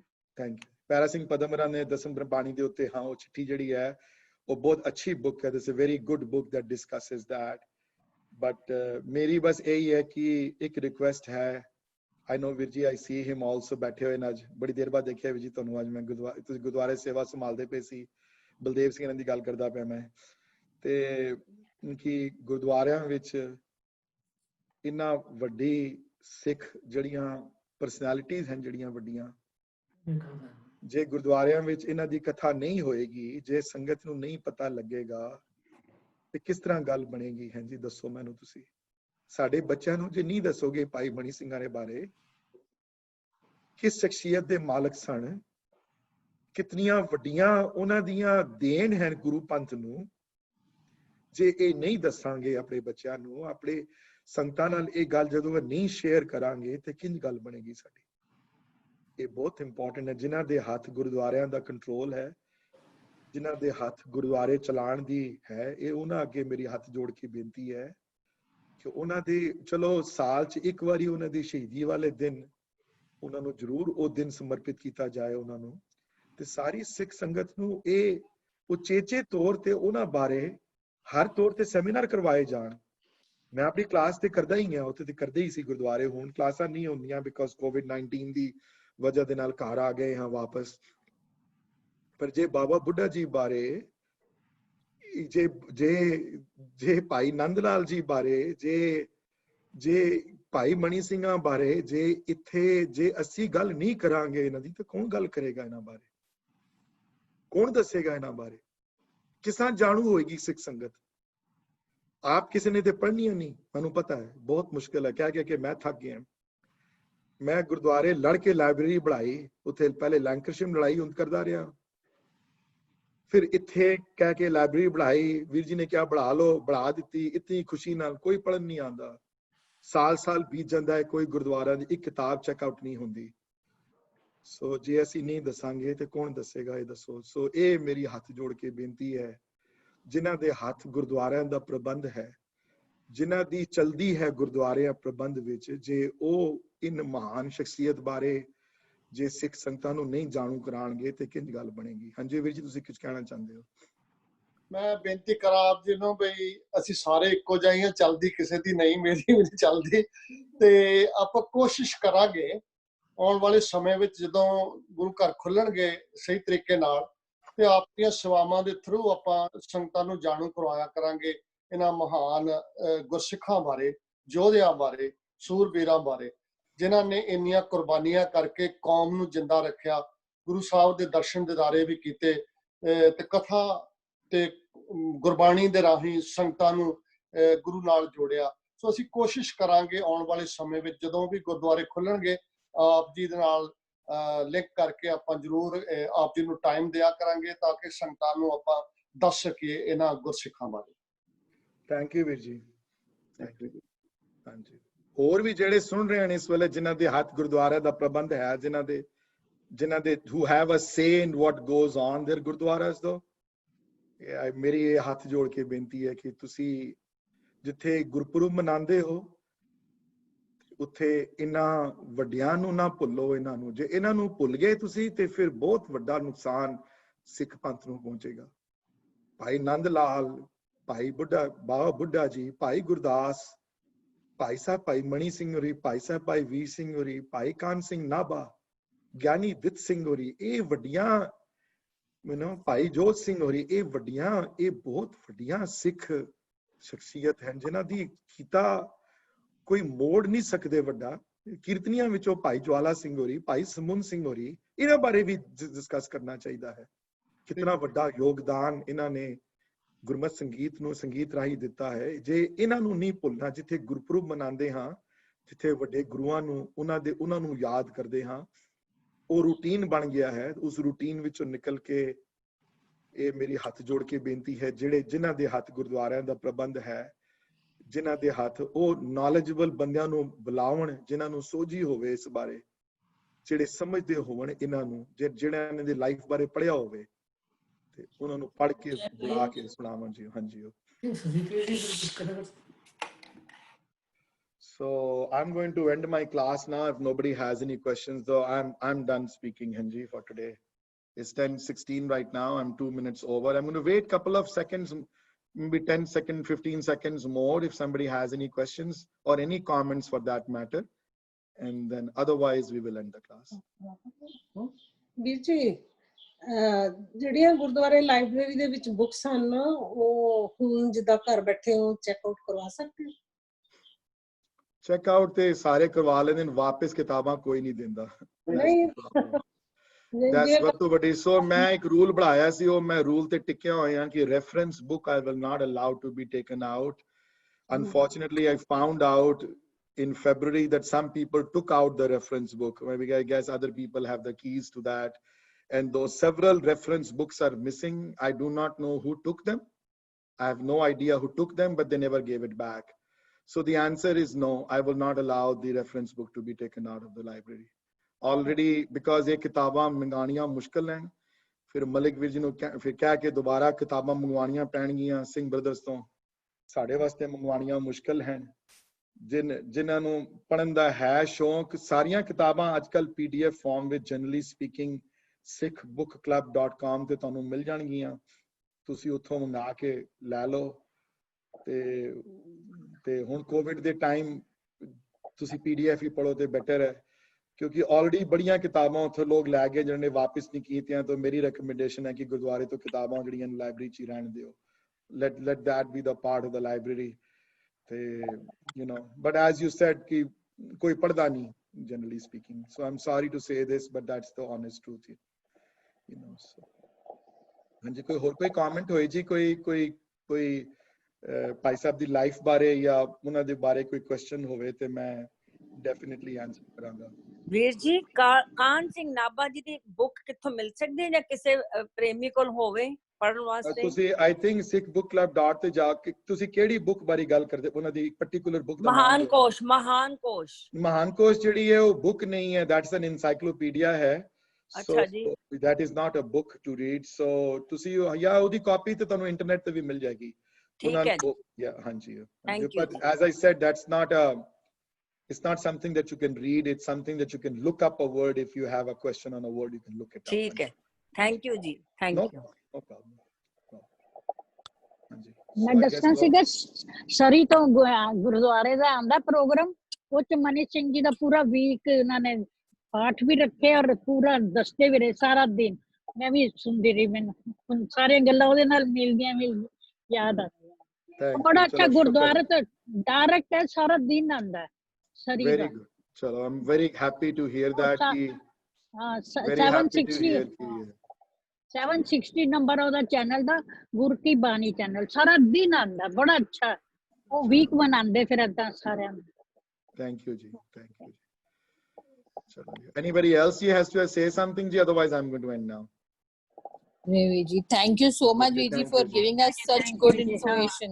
Thank you Thank you so much। Waheguru ji ਕਾ Khalsa, Thank you, Waheguru ji Ki Fateh. I'm going to stay over another 5-10 seconds, so if somebody has a late thought of any question। ਸੋਨਿਹਾਲ। Sat Sri Akal.